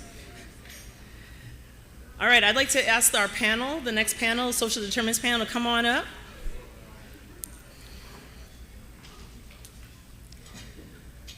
All right, buenos dias. How's everyone feeling? All right. I've heard a reference to family reunion a few times, and I'm going to go and echo that. We have a lot of family reunions in our families over the summer, and between the photos outside and all of yesterday, but also especially last night, I took a moment to just sit back and reflect and just smile. The energy, the laughter, the connections, this is what it's all about. I encourage us all to keep up that momentum as we move into this next panel, because it is we're leaning into the tough part of this work. And we're doing that in a very purposeful way, because that's what we're about. So welcome to the critical discussions on crucial role of social determinants of environmental health in the 30 by 30 work. So let's just be clear that we're all on the same page here. The World Health Organization defines social determinants as those that contribute to our conditions of that we come into when we're born, as we grow up, as we play, as we learn, as we work, and eventually as we age. So some of those examples of social determinants are the zip codes that we all grow up in, and all that is encompassing of that. What about access to healthcare, and whether you're able to even go see a physician or not? What about access to food, any type of food, nonetheless nutritional food for your growth and development? What about education access and the quality of that education? And of course, economic investment or disinvestment. These are all really high-level important indicators of how anyone, nonetheless a growing child, for example, does, And that's before we even get to the air, the water, the food, and the many other conservation-related environmental triggers that children and people are exposed to. So we have a very distinguished panel here, very thoughtful, experienced, and a panel that's going to bring it. I want to thank Jade for helping us pull this panel together. I said, we're only going to do this if we're going to bring it. If we're going to have this discussion, we need to have this discussion. So we handpicked all of these four, and we're leaning into what I think and what I believe is a non-negotiable intersection that we must make sure that we uphold and hold ourselves accountable to, which is that social determinants and environmental public health factors have to be very purposefully interwoven into this conservation movement and into this work here of the America the Beautiful for All. I'm also going to be clear that we are standing on the foundation of what grew yesterday, and be very clear that we are starting at a place of where world concept of traditional conservation has been, which has been one of co-stewardship, the realities of the legacy of imperialism, colonialism, broken lands, stolen labor, oppression of indigenous Black and brown people, and all that legacy has left with us. That is not removed from why and how we see how people are doing when it comes to their health outcomes. That's very much related. The oppressive and racist practices and policies over years have had direct impacts on the health and well-being of all living beings, as well as that of the health of our environment.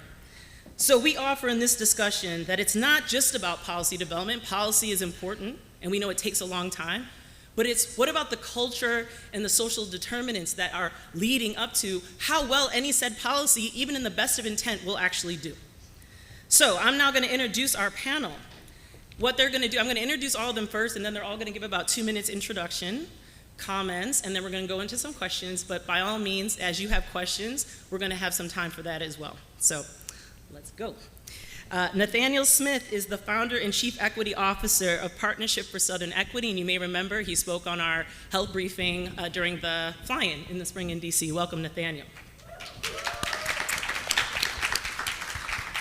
Joel Pinnell is the Vice President of Urban Forest and Urban Forest Policy at American Forest, and it's been a pleasure to get to know you and look forward to your contributions on the panel today. Dr. Adrienne Hollis is Vice President of Environmental Justice, Public Health, and Community Revitalization for the National Wildlife Federation. Welcome, Adrienne. And Dr. Daniel Smith is joining us as a board member of the Alliance of Nurses for Healthy Environments and assistant professor at University of Buffalo, where I grew up in that area. So welcome, Daniel. Nathaniel, we're going to start with you. We're just going to kind of go through, Oh my yeah, goodness, we are. okay. I guess I picked a short straw this morning. So again, it's such an honor to have an opportunity to be here and be a part of such a powerhouse panel.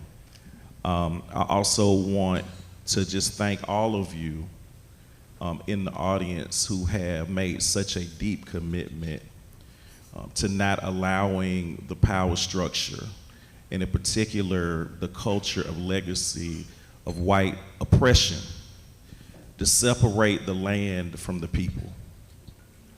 And it is important for you all to continue to fight this fight, and to know that you have allies and people that support you, whether it be in rural areas or urban areas.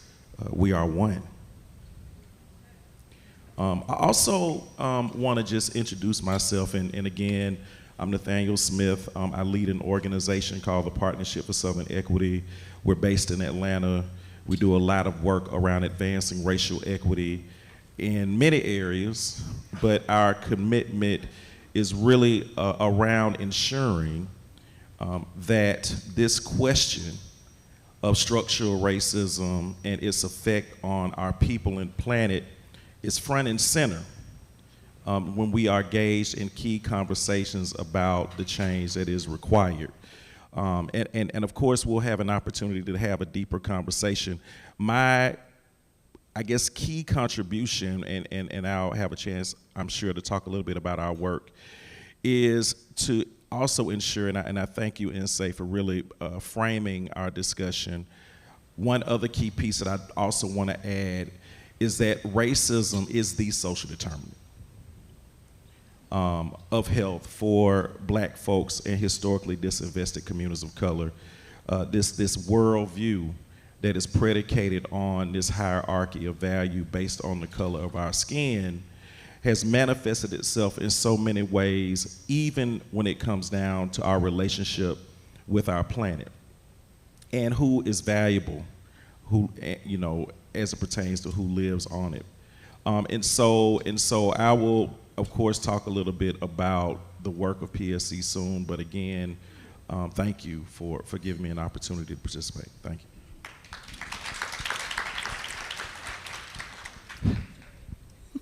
Hi, everybody. I'm Adrienne Hollis, as Insay said. And first, I'm very happy to be here. It seems like I'm at the tail end of this. Everybody knows everybody else. So I know a few good people. And I'm an introvert, so that's a lot for me. So I do want to say that when Insay and I talked about my coming, I had a lot of personal issues, as she knows, going on. But when I saw the title, New Era, New Leaders, in addition to the traditional, you know, your first thought about young people being new leaders, I immediately thought about older people who've been doing this work are now being heard, and so that they are in new leadership positions, right?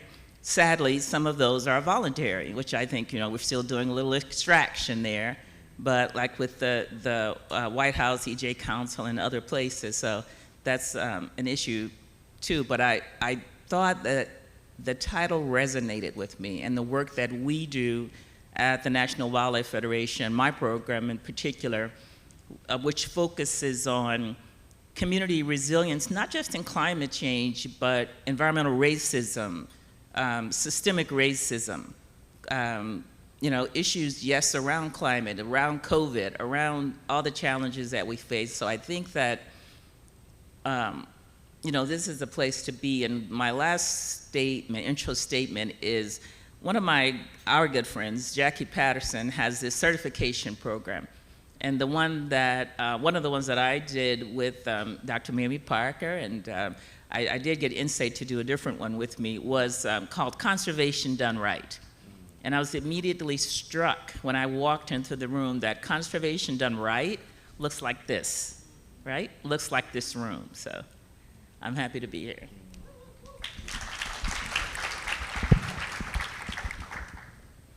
Good morning. So I'm Joel Pinnell with American Forest, as NC said, and it's not often that I get to talk about issues like imperialism and colonialism directly on panel. I work for a national nonprofit, and so I'm not going to tell you my true thoughts on capitalism while representing the people who sign my paycheck. But what I will say is that, you know, within a system of capitalism, there's certain privileges and there's certain rights that I think we all agree on. And so the size of your house might be a matter of privilege, but we all have the right to live in a neighborhood with clean air and clean water and protection from things like extreme heat. The vehicle you choose to drive is a matter of privilege, but we all should live in neighborhoods that are designed so we can safely navigate as pedestrians or cyclists or transit users. And so these are things that in a nice place like Puerto Rico, a heavily forested island, we sort of take trees for granted, but we know that tree coverage in almost every neighborhood in America, or most neighborhoods in America, heavily falls along the lines of race and income. And so American Forest, we have a tool called Tree Equity Score. And you can look census blocks by census block at how tree canopy aligns with socioeconomic demographics, health, CDC Health Vulnerability Index, and you can really see how cities and communities are equitably providing tree cover for their residents. And so Puerto Rico is coming out next month, and so working on the data for that. And so that data shows us that across the United States, our highest income communities have 36% more tree cover and are 7 degrees cooler than surrounding neighborhoods. And our neighborhoods that have the greatest concentrations of people of color, regardless of income level, have 45% less tree canopy and are 10 degrees hotter. And so the health implications of that are huge. I think we all know it's getting more and more attention in the press. extreme heat kills more people than tornadoes, floods, and hurricanes combined. And so this is an issue that we've got to address simply by doing, it's more things than just tree cover, but tree cover can impact a neighborhood by as much as 20 degrees. And so who's dying from that? It's not the wealthiest people who can get in their car and run their central air all day. It's the most vulnerable among us. And so in New York City did a study where black people in New York City are twice as likely to die from extreme heat as white residents. And so we've had between 2019 and 2023, over 200,000 incidents of extreme heat. That's a 400% increase of just 30 years ago. And so I'm looking forward to talking about more of these issues, but when we talk about the relationship of who gets access to trees and green space in nature versus who doesn't, I look at something like Central Park in New York City, where they actually, Seneca Village was a neighborhood of predominantly black homeowners. They eradicated that neighborhood to provide a enclave for white rich residents. 100 years later, you fast forward, where the Texas State Fair is in Dallas, in 1966, they did a report. The City Hall of Dallas ordered a report. They said people were not coming to the fair because they did not want to look at poor Negroes in their shacks. And so they demolished that neighborhood and built a parking lot that's basically used 4 weeks out of the year. And so these are the sort of things that, we cannot accept. And so I'm looking forward to the conversation about how we move forward and how we rectify what we've created.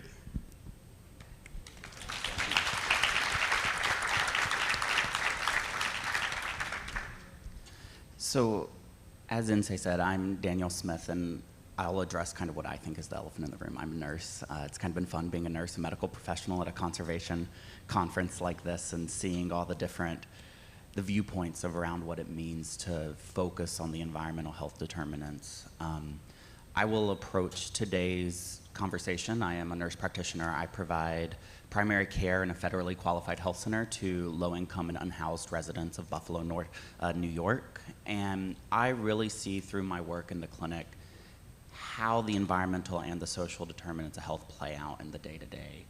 It is some of the most frustrating work that I've done. I'll never forget in 2023, I was working at a FQHC in mushroom farm country in Pennsylvania, and I had undocumented Latinx farm workers come in and say, I can't breathe. Why am I having an asthma attack? I'm 22. And you look outside and it's like, well, it's the wildfire smoke that's coming to Pennsylvania from Canada. And it's really those direct connections that have brought me to this work. And on top of that, I do extreme heat research, so more so on the extreme heat side than the actual conservation side. But it's a very unique linkage, I think, that particularly those of us in nursing where we're struggling in a field that views race as a biological determinant of health and not a social determinant of health, and being on that other side to be like, no, it's racism. So for those of us in the room that have had struggles finding acceptance in the mainstream version of albeit nursing or conservation, I hope that we can get through that and just remember the work that we're doing is hard, but it's worthy. Thank you all. Thank you all so much.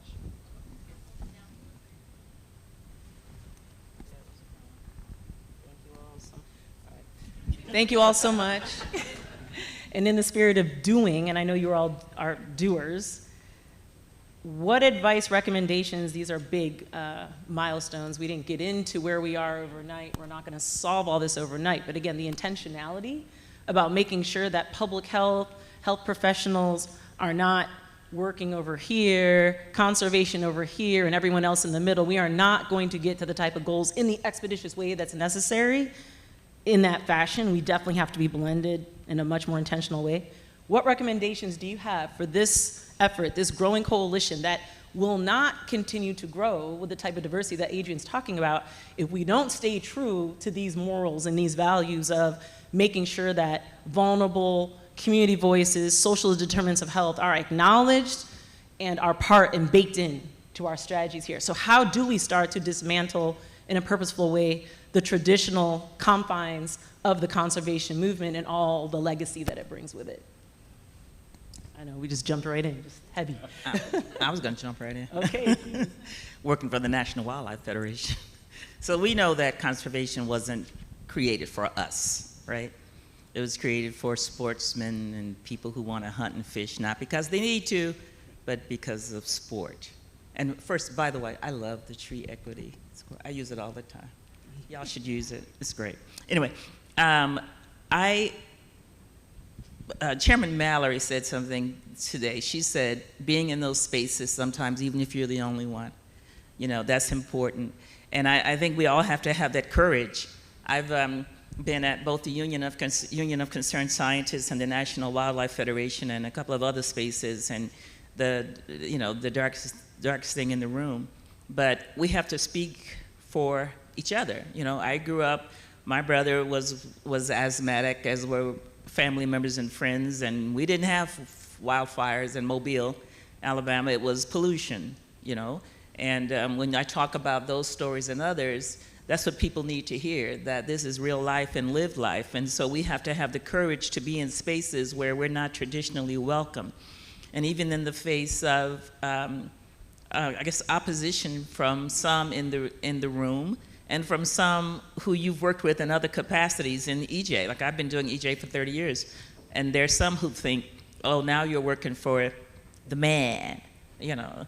Well, you know, I'm not. I'm working to dismantle the man, you know, and we all need to be looking for opportunities to do that, and it's hard. You know, there are days when you can't do it. You know, you don't want to go into work, you don't want to have one more argument, but you have to, because you're not doing it for yourself. And one last thing, I've been asking people about this. Yesterday we got the blessing, and the gentleman said, and I'm going to mess this up, so somebody correct me, may all of your obligations be met, or responsive, something like that. Whatever it was, it resonated, believe it or not, even though I can't remember it.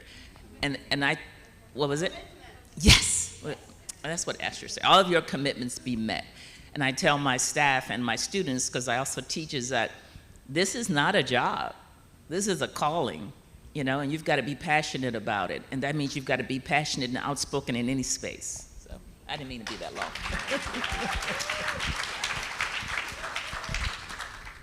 So I'll take this from kind of the outsider's approach in what I do. And whenever I'm speaking about privilege, I'm primarily speaking about white privilege in what I'm about to say.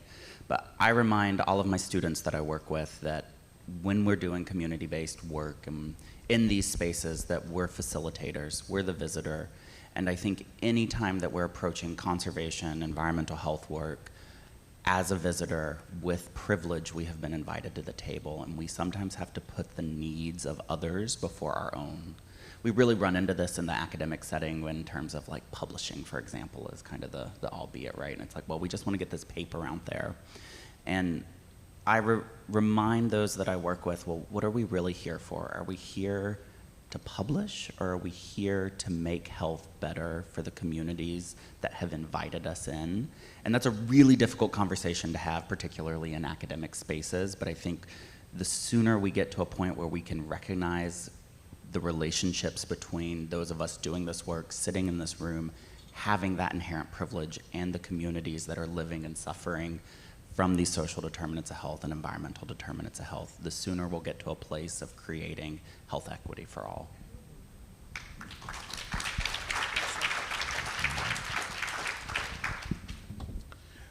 You know, I think it's also important for us to, in particular in this time of people wanting to erase history, erase the relationship between historically and what we know, the relationship between the extreme extraction of our natural resources and the extreme extraction of land and labor in ways that help build this country.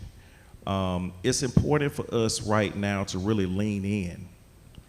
I think right now there are many larger organizations as well as foundations that are using the Supreme Court and the aggressive nature of our opponents as an excuse to step away from their responsibility of working to advance towards racial justice.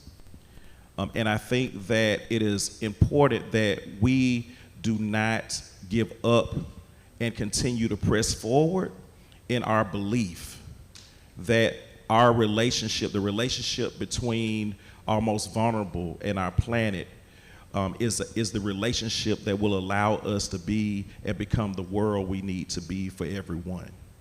That we can't allow people to just all of a sudden one day say, we want to support organizations that are led by people of color, black people and indigenous people, and then all of a sudden say, we changed our mind.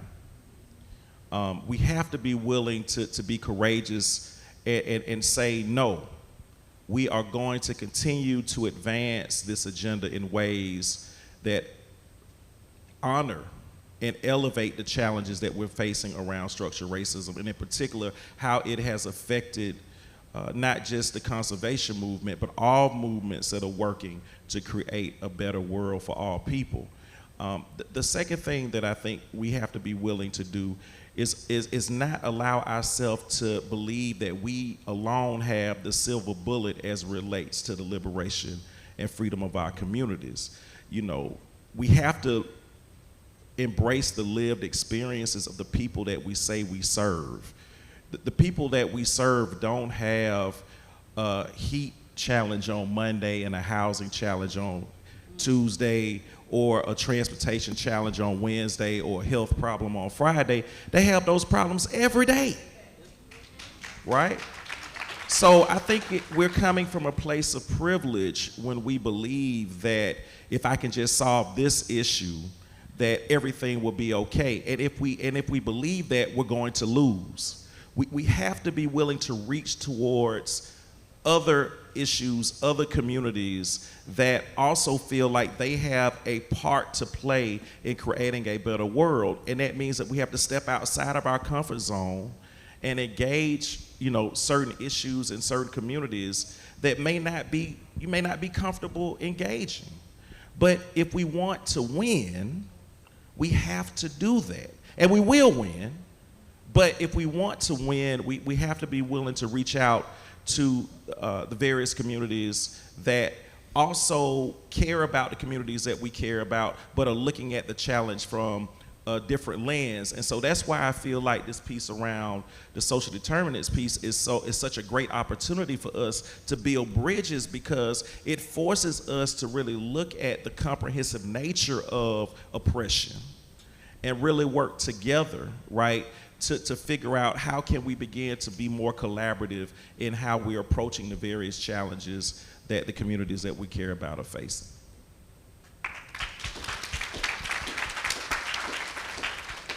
And I would add that the conservation movement still has to center and prioritize people. And so even with 30 by 30, it's easy to say, look at the most acreage that we can protect. And yes, we should do that, but also, how is that impacting people's lives? And so foresting a neighborhood in a city or in a densely populated urban area is going to have much greater impact on people's day-to-day lives than large landscape work that is all important. But we've got to find different ways to measure the impacts on human health and what climate change is doing to the most vulnerable amongst us. And I think, priorities are reflected in budgets. I'm the lobbyist on the panel. You can tell by the way I'm dressed, I guess. But, Chair Mallory mentioned the Inflation Reduction Act and the $1.5 billion that went to the Urban and Community Forestry Program. That program typically gets about $35 to $40 million a year for the entire country. And when I was on the Hill lobbying, this program needs more money, people within the Forest Service were saying that there's just no way. People at USDA said we just don't have the money. You spend $20 billion a year on farm subsidies to go to these mega farms, but you can't adequately fund a program that impacts 84% of the country. And so I think we can't accept the status quo. We can't accept people allowing things to continue as they have been just because that's the system and it's benefiting the richest amongst us and a very small percentage of the country. So we've got to continue, or not even continue, we've got to start prioritizing and centering people in the conservation movement.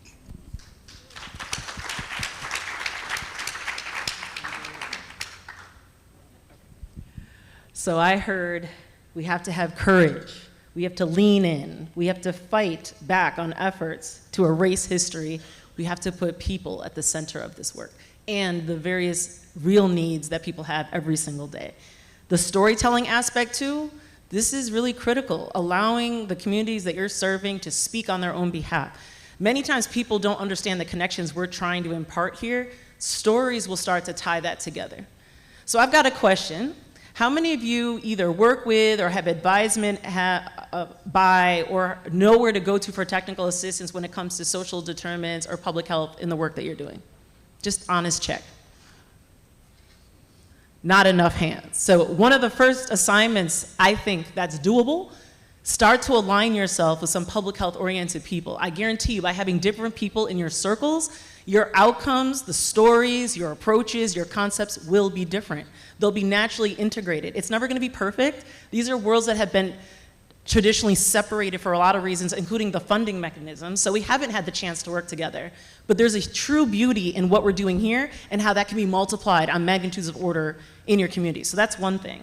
But then I'll take it back to the panel. What might be other ways that we can track our success? It's one thing to say we want to put people first. We need to do these things. And it's very different for a lot of these groups who haven't necessarily come together, these efforts to do this. What are other tangible examples we can impart on our friends here to help you understand some of the goals we might want to go for and how we can measure whether we're really holding ourselves accountable to these aspirations or not? So I can go if no one else has anything. I think one of the biggest things we can do is start to track our connections. Thinking about your connections from a healthcare perspective is we have EMRs that create a lot of data, and we don't have anything that tracks the environmental determinants of health in our EMRs. We have some social determinants of health, but not really environmental, and I think those things are ripe for the picking in terms of connections with public health departments, with academics in this space, with practitioners, is really starting to think about how do we develop the tools necessary to do this. There's a lot of funding right now for the NIH for common data elements, which I think are historically underutilized, and the connections and the ability to make those connections, we've never been at a better time. I know public health departments are thinking about sustainability, they're thinking about ways in which we can talk about the environmental determinants of health, because we've realized we've been talking about social determinants of health, but how do we apply them? And I think that application is through environmental determinants of health, and you all in this room have the applied knowledge and the expertise that healthcare and public health experts are looking for. So making yourselves available, really thinking about how can you buy out that time, and healthcare has a lot of money to buy out time. So be sure to ask for it whenever you want to partner with someone. Go ahead, brother. Go ahead. Yeah, I would just say we talk about showing up a lot here, and we've got to show up at home. Those of us with relative privilege, when plans are being made about how we're designing our neighborhoods, where highways are going to go, we've got to show up, and we have a lot of data. So thank you, Adrian, for saying use true equity score, and Daniel just mentioned a lot of the data that's already out there, and so we have a lot of data in our hands. We need to democratize that data so that people can use it freely. As long as you have access to the internet, you can get on things like True Equity Score. And so knowing that childhood asthma in cities like Newark, Detroit, Richmond, Virginia, my hometown, is 4 times the state average, because when we decide to build highways, we go through the poorest and blackest and brownest communities, and they're overexposed to pollution, and they don't have the natural air conditioning and air filtering of trees and green space. And so taking the data that we have, and again, those of us with relative privilege, showing up and saying, we're going to design our cities, we're going to develop and build out our neighborhoods in ways that ensure these basic rights of access to nature to everybody, regardless of income, regardless of what we look like. And I think we also have to get over the not in my backyard, the NIMBYism, because, you know, we see it all the time. I'm probably guilty of it too sometimes. We talk a good talk, and then it's like, they're gonna put that affordable housing in next to my neighborhood.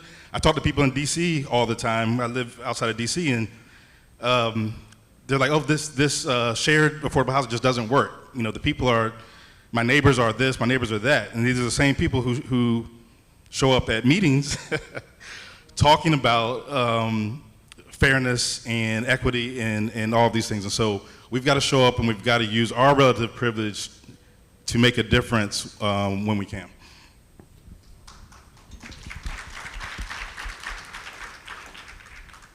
So I'm going to take it from another perspective as a reformed researcher.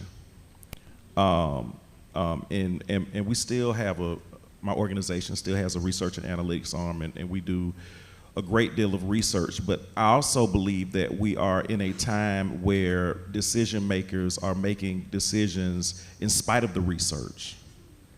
All we had to do was look at the debate last night to understand that people are creating their own facts in order to justify their ignorance and racism.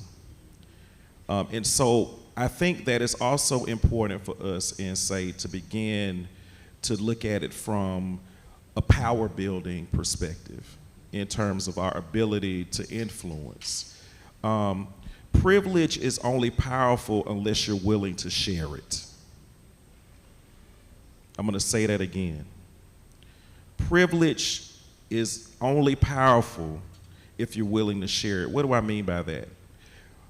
How many leaders are you making or supporting or facilitating through your privilege? Are you designing leadership programs that are engaging your fellow brothers and sisters in ways that will position them to have their own voice and agency in order to fight for their own communities? Are you working to organize those leaders in a way that will position them to infiltrate the power structure that is playing a role in making the key decisions that are affecting their lives every day? This is the long game. This is not going to happen tomorrow, right? But we have to begin to think about our responsibility as it relates to facilitating and growing the agency of the people we say we serve, working to ensure that the next time we come together, that it's double the people in this room because of the agency cultivation work that we've done. And also be very specific about what I call the battle of the baseline, right? How are we actually influencing what is being measured through infiltrating where those decisions are made and working to ensure that when those policy decisions are crafted and designed, that they reflect our values, because in essence, policy is just a reflection of the values of people in power. That's all it is. So how are we translating our values within the context of public policy? And really the only way that you can do that is by growing power and influence. And we have to begin to do that and measure that as well.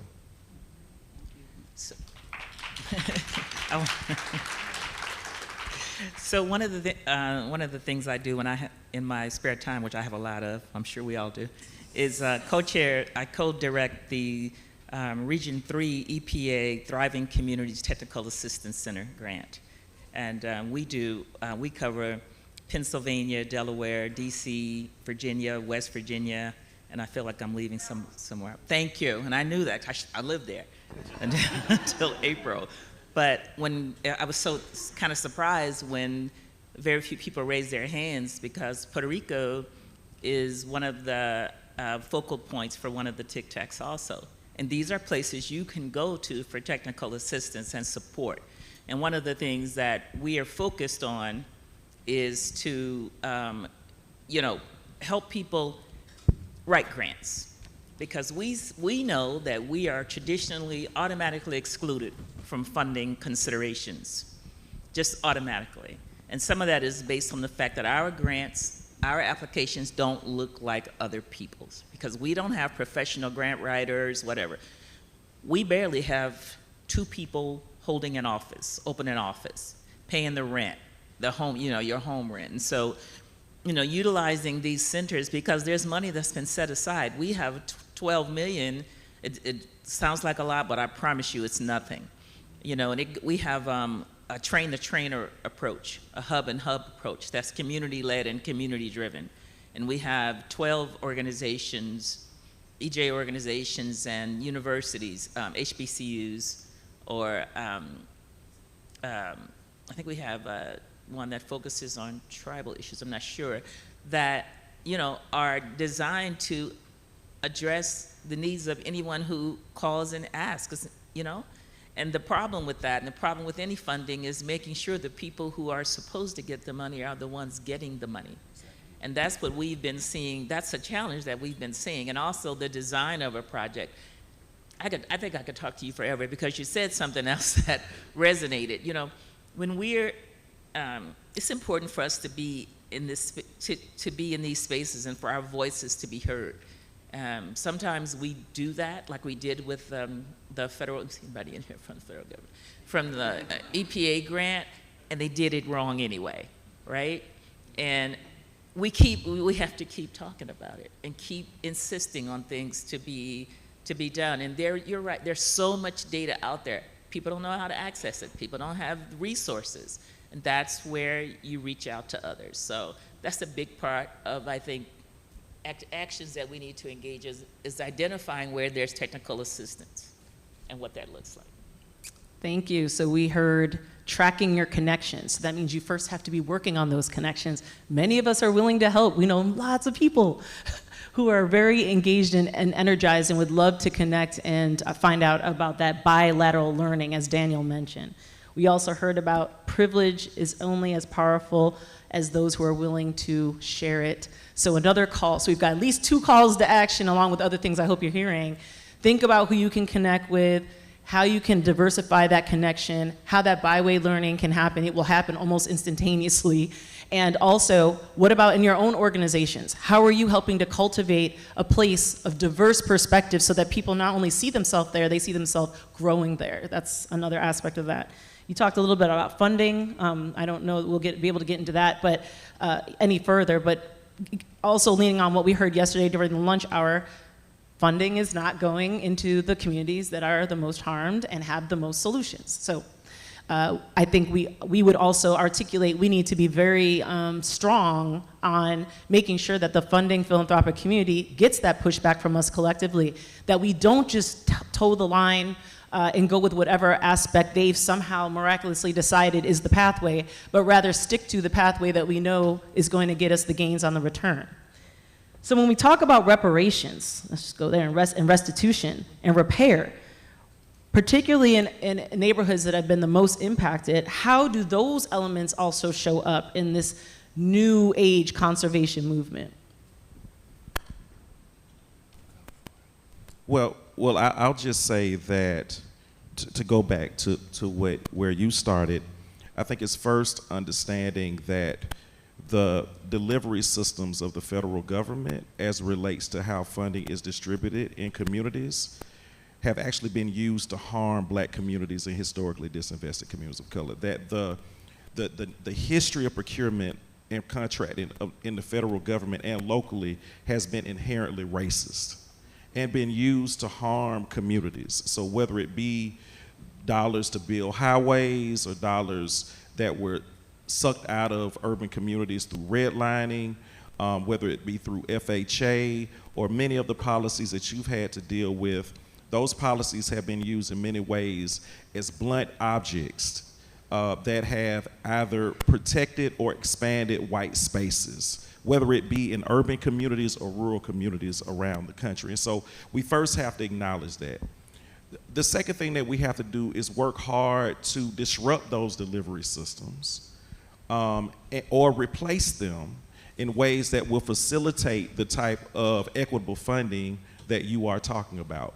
You know, putting good money into bad systems will continue to realize bad results. It doesn't matter how much money we put in a bad system, it's still going to generate bad outcomes or outcomes that could be harmful and accelerate inequity in communities. And so by looking at the work of strategies like the Justice 40 effort, is not just an effort that is advancing sustainability and a resilience agenda, but it's also providing opportunities for us to repair and heal harmed communities through federal dollars, provides a great opportunity to reimagine the way that funding is distributed and that things are done in communities. One example, and say, if I may, of course, is, the work that we've done with the Justice 40 Accelerator. And we actually have a grantee here in Puerto Rico where we work with philanthropy to create not only an army of technical assistance advisors, but also we provided funding for organizations, as well as now we have a revolving loan fund, and we have navigators that are assisting frontline organizations in competing for federal dollars. And we've been doing this now for over 2 years. We've been able now to work with over 100 organizations around the country. We have a 80% success rate and have been able now to draw down close to $55 million from the federal government in ways that support frontline organizations to really realize the goal and the aspirations of the Justice 40 Executive Order. And so for us, it's about making sure that we acknowledge those barriers and that the role that the government has played in harming our communities. And if we're talking about repair and reparations, and say, we have to first start there, right? That the systems that we're depending on to heal our communities are designed in ways that are harming our communities. And we have to do all we can to disrupt that. We have to stop the pain first before we can move forward and try to facilitate any type of real outcome. So that is one of the places that I would start. Mm-hmm. So I'll be quick. So as I've been sitting here listening to all the challenges that we face, I tear off a little piece of paper, and this is what we are visual, because I'm a professor, of what we are left with, right? And there is no reparation that you're going to do that's going to put me back together, unless you recognize that everything is interconnected, right? And more than just people in the planet, but the issues, the social determinants of health, the public health issues, those are all the things that I know I focus on and a lot of us focus on together. And we have to think about that when we talk about what a person presents to us with, because we don't know their history. And that's why, as Insei said, storytelling is so important, because we need to know why we only have this to work with, and yet we want to produce a number one stellar person, if it's a child or an adult or someone who's, a returning citizen, right, to our community. What are we working with and why? What are the challenges, environmental and health and everything? So I think that knowing the history is important.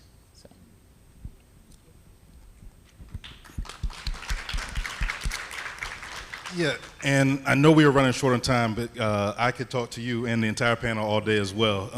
And on the last question, I wish I had gone after you, because I think you're exactly right. They have the data, they don't care. In terms of reparations, you could look in many ways at,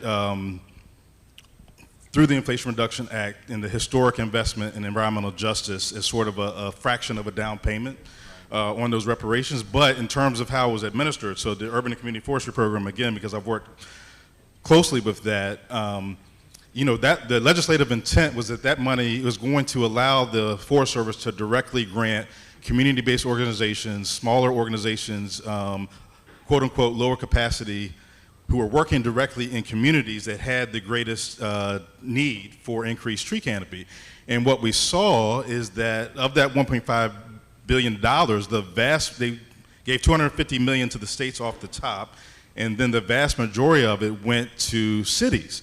And the problem is that cities, and I'm stealing this from another panel I was on from another panelist, they said you gave the money to the same decision makers who were responsible for a lot of the injustices that we're already seeing. So yes, there's different people, and there's great people at the local elected level, at all levels of government. But to Nathaniel's point, it doesn't matter, because a good actor can only do so much in a system that's designed to do what it does. And so we were talking about this last night in terms of, I often talk about, the people who are most impacted by extreme heat and lack of tree canopy and air pollution are, the most vulnerable amongst us, the poorest, the blackest, the brownest, those with disabilities, those with pre-existing health conditions. We know that. Guess what? It's designed to impact them the most, because climate change can only happen if we have places that are expendable. And we can only have expendable places if the people who live there are expendable in decision makers' eyes. And so, with all that said, we never thought, at least I never thought, as long as I've been working on urban greening issues, that we would get something like the Inflation Reduction Act with that amount of money. And so we have challenges about the way that it was distributed, but let's not let that. There's a lot of people who are looking at that and saying it's a failure, and we told you we shouldn't give money to places. And so we've just got to build upon that, and we've got to address this capacity issue. And so that's really, I'm thinking of Vu's comments yesterday, where these funders, even in the federal government, are saying, well, we know all the strings that come attached with a federal grant, and these lower capacity organizations can't handle it, blah, blah, blah. Well, we've got to do something about that then. Then give them capacity. Provide them resources, like the Tic Tacs and others, that are allowing them to operate and solve the challenges that their missions are already aligned to do. They just don't have the resources. And so we can't have the circular argument about, well, we can't give you money because you don't have the capacity to handle it. Then increase the capacity. And, I don't have the exact answer on how we do that, but that's what we got to work towards, and we can't allow.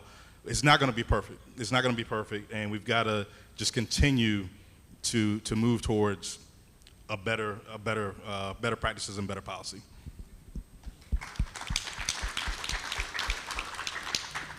So I hate to not be maybe as joyous as we are supposed to be at this conference, but I want to, and forgive me, this is a little out of left field, but from my clinical experience as a harm reduction nurse practitioner working with people who use drugs, we have to make sure we cross our T's and dot our I's in everything that we do. In Philly, I was working in Kensington, which Philadelphia, North Philly is very black and brown, and Kensington is where the open air drug markets are. And we were having barriers in place in terms of treating people and getting Medicaid to pay for services. And so as a clinic, we all started advocating for changes in these policies. And we saw that the policies were changed, but then immediately, as soon as we changed them and we were using Medicaid in ways that we were now allowed to, our audits started going up. And we kind of think under the low, right, that was the state's way of saying, we're going to try to catch you doing something that you're not supposed to, so that all of this advocacy work that you've done to protect and treat black and brown people with dignity in Kensington and take that money away from you. And luckily, we all were kind of prepared for it. We started changing our documentation, listening to things that were going on, and I think there's a large parallel between what we can do in the conservation movement in terms of just making sure, and again, it takes technical assistance, but we have to make sure that we're playing by the rules so that we don't give anyone a reason to take away the money from us. And it sucks to say, because we want to all subvert the system, right? But at the same time, if they find one little nook or cranny to take away money and say you did something wrong, they're going to do it. The people in power will. So just making sure that we're all working together to support one another and make sure that nothing can be seen as fault on our part in this movement. And say, can I add one thing, just quickly, just for a second, if I may? I also think that we need to acknowledge the pain and really the trauma facilitated in our communities by what I call the nonprofit industrial complex. I think it's very important. So when we talk about reparations, I think we also need to acknowledge the fact that there are many well-resourced organizations that have received funding on the backs of black folks and the pain of people of color, and they've used that as a commodity in order to raise money for their organizations. And a lot of times, a lot of those resources don't get into the communities that they put on the cover of their annual reports. And so, you know, I also think that for some of those larger organizations, if they are serious about being allies to frontline organizations, they got to break bread. You know, they have to also, there has to be a reparative strategy that those larger organizations should have as well in finding ways to re-grant, provide resources, support in some way to many of the communities that they have leveraged to raise money. And I think that a lot of times historically, and I think that's changing, but historically the frontline communities have not been positioned to be able to ask for those resources. But I think philanthropy is getting more and more diverse, and we're having leaders inside of these foundations that look like some of the leaders who represent these frontline organizations, and so these bigger questions are being asked now. But I also think that it's important for these organizations to be proactive and really begin to think about how can we lead by example and begin the process of investing some of our resources or technical assistance or capacity with and in the communities and with some of the organizations on the front lines that are doing this work. I just think that has to be a critical component of it as well. It's necessary. I know we're at time. Do we have time for like 2 questions? 1 question? 1 question. And I do encourage you to come check everybody out on the break, so yes. Or wherever. Hi, thank you. Karen Linnell from Alaska. I just want to say that one of the things that we're seeing with the Tribal Co-Stewardship Joint Secretarial Order is we've got more NGOs pursuing that funding on behalf of tribes, and again, not seeing that funding come to us. You mentioned money getting given to the states that cause the issues as well. We're seeing that with the Pittman-Roberts funding, which is a tax for every tent and every bit of camping gear that you have, plus the fishing poles and the guns and bullets, fishing hooks, all of that gets taxed and is supposed to go towards conservation. And it goes to the state. In Alaska, we have 56 tribes not able to fish on the Yukon River for the last 5 years. We've got 3 caribou herds crashing in the last 4 years, to the point where there's no hunting at all by anybody. And one of the things that we're looking at, it's been done with some of the funding through EPA for where tribes get treated as states, and they're able to access some of that funding to do conservation projects. We'd like to see that with the Pittman-Roberts, so any help that you can provide in that area, it goes more to direct conservation projects on the ground. And to the young man's point on health, connection to the land makes us whole. And it's not just tribal people, it's all of us. And so getting reconnected to the land and looking at that, and you know, I live out in the bush. My village is 80 people strong, and but when, you know, feeling the inequity across the country is something that we all face, and I appreciate it. Your conversation in your direction, you know, what we can do here in lifting each other up is so powerful, and I appreciate the space to be able to connect with you all and share your stories, but just in return to ask the same. Thank you. Thank you so much. And there's a request there, so make sure we all do that connection. There was one question right here, Amanda. This will be definitely our last question. Thank you. All of you are so amazing. I'm so nervous, but I really admire all of you. My name's Marisol. I'm from Laredo, Texas, and I really want your expertise. Yeah, 956. I really want your expertise on, I spearheaded our first urban heat island campaign in collaboration with NOAA, and we have a 20-degree difference in the concrete, and these are just our student athletes, FedEx workers, or an elderly person that took the wrong turn going home and just dies. We went from 2 deaths of excess heat and jumped to 15 in just 1 year. And my question to you is, we got the data, we collected the data, it was a beautiful community science event that we mobilized.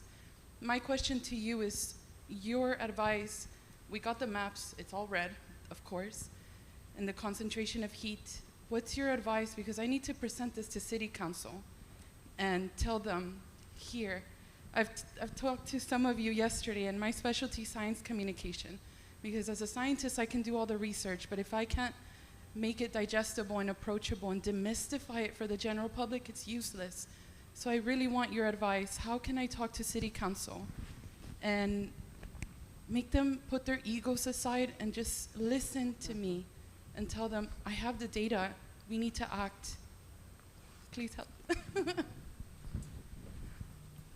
I feel inadequate in what I'm about to say because 99% of my job is federal policy, and so in terms of federal policy, like, we've got to get FEMA to address extreme heat as the issue that it is. And exactly, I'm so sorry that you're experiencing that in your community.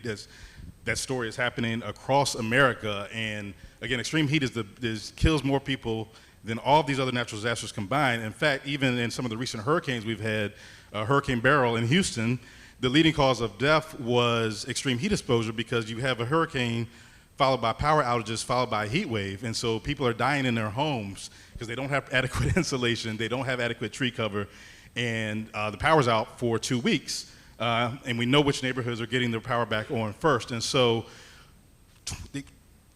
we spend as a country about $20 to $70 billion a year in disaster relief and preparedness funding. And a fraction of that is going to what kills us the most. And so I would just implore you, that's a policy solution. And going to your city council, that may not be effective, but we have the tools, we have the money. It's a matter of how we're prioritizing where we're spending the money. And so we've got to get extreme heat treated, whether it's through legislation, amending the Stafford Act, or whether it's through FEMA using their existing authority, which they can do. They use this money to fund COVID. There's nothing written in the Stafford Act about COVID, but they used that to come up with those dollars. And so we have the resources. I mean, people are literally dying, and so you would hope that would be enough. Unfortunately, it's not. But I just applaud you for your courage and continuing to tell that story and demanding that we treat this issue with the urgency that it demands. I'm just going to quickly add to that what I would suggest in addition to that is, first of all, it shouldn't be the city council. It should be your city council. Somebody should be on it. Some people should be on it from the community. We never think about that. Public service commissions and all that. We should be holding those offices. At the same time, we demand opportunities to be heard, meaning people from the community come and tell their story. Talk about the person who made the wrong turn, the family member who died. Let people see that this is real. We're not here to take money from whatever it is y'all are coveting this money for. People are dying here, And also, and this is crazy, but it's true, get it out as far and wide as you can, because it's hard to ignore once it's everywhere and everybody's talking about it, except because if you have to embarrass them, you do that. And if they're not doing what you need, then should they really be in office, right?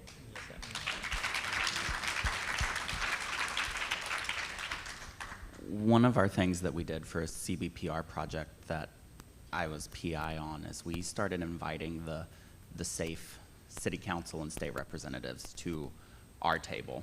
And whenever I say our table, the literally tables that we set up with researchers and community members around it, and we explained the data to them. And again, thinking about this work was done in an undocumented community, right? So we're not able to get people onto the city councils always. And so inviting people to the table, asking them to be there, putting it in their face, and really thinking about what are the other councils in your community that you should be presenting this work to. We did, rather than city council, we didn't have a friend on city council, but we had a friend on the city planning commission. And we went there. This project was specifically about lead, so really thinking about how lead is impacting the Latinx community in Norristown. So just really kind of thinking out of the box and inviting people to your table if you're systematically barred from being at their table. Yes, amen. I'll be short. So there's a policy solution and then there's a power solution, right? And I think that it's going to be really important, and you've heard some of this. First, you've got to engage young people in the community. Movements can't happen without young people leading the way. So what are you doing to ensure that young people understand the challenges that they're facing in that community and using their expertise in social media and other skills to really get it out to the broad community? It's amazing what young people can do with social media and TikTok and communicating the challenges. And you can even design some type of mini grant, you know, because you're at an academic institution, right? Right, so you can create some type of mini grant to provide to young people to actually help them to develop some type of communication strategy through social media about the heat challenges in the community. I would also, again, try my best to find other partners outside of the community that have similar challenges so you can expand your influence and power. People in power usually try to compartmentalize challenges in ways to justify why they're not listening or to marginalize your voice, right? So if you can connect to more communities that have that same issue, organizations like the Nursing Association and other groups that can also stand with you, it creates an ecosystem of influence that can go with you into that city council meeting. And I'm so glad you said that. Elected officials work for us, right? We don't work for them, and it's important for you to right-size that relationship and help them to understand that. And the last thing that I would really encourage you to do is to not just come with a problem, but also a solution, right? So power concedes nothing without a demand, right? Frederick Douglass said that. So if you're going to say we need to change this, then as a researcher, you need to be ready to provide recommendations for what you want on the policy side of things, but those should be informed by the community that you serve, right? Because we believe at PSC that the people that are closest to the problems are actually closest to the solution. So how are you co-creating the solutions in ways that can bring power to the community as well as a point of reference that the city council cannot refute? So those are just some of the things that I would recommend. Yeah. Thank you, thank you. A lot more to say here, but if you were listening, which I know you all were, there's a lot of takeaways from this discussion. There's a lot of things that we all can do. There's a lot of reflection that I hope you take advantage of this beautiful space to do. We're all here too, to help each other out. So I'll be talking to this sister over here. I've got some ideas. We didn't get to do our joy point, that's all right. Talk to everyone about what brings you joy. And just want to seriously thank you all for what you do, how you show up, coming here. Thank you for your attention. And now we're moving over to Jeremy. Thanks. Hey, everyone. Wait, hold on. Huge thank you. That was a fantastic panel. So give it up to the panelists. That was fantastic. Who is hungry? Is anybody hungry? Because I'm hungry. So what we're going to do is everyone's going to go get lunch. Be back in like 10 minutes in here, and then we're going to start our next panel. You can eat lunch. We'll watch you guys all eating delicious food, and we'll do the panel. We'll do the panel starting in 10 minutes if that'll work, right? If we need a little more time, we can do that, but please try to be as efficient as possible. 10 minutes.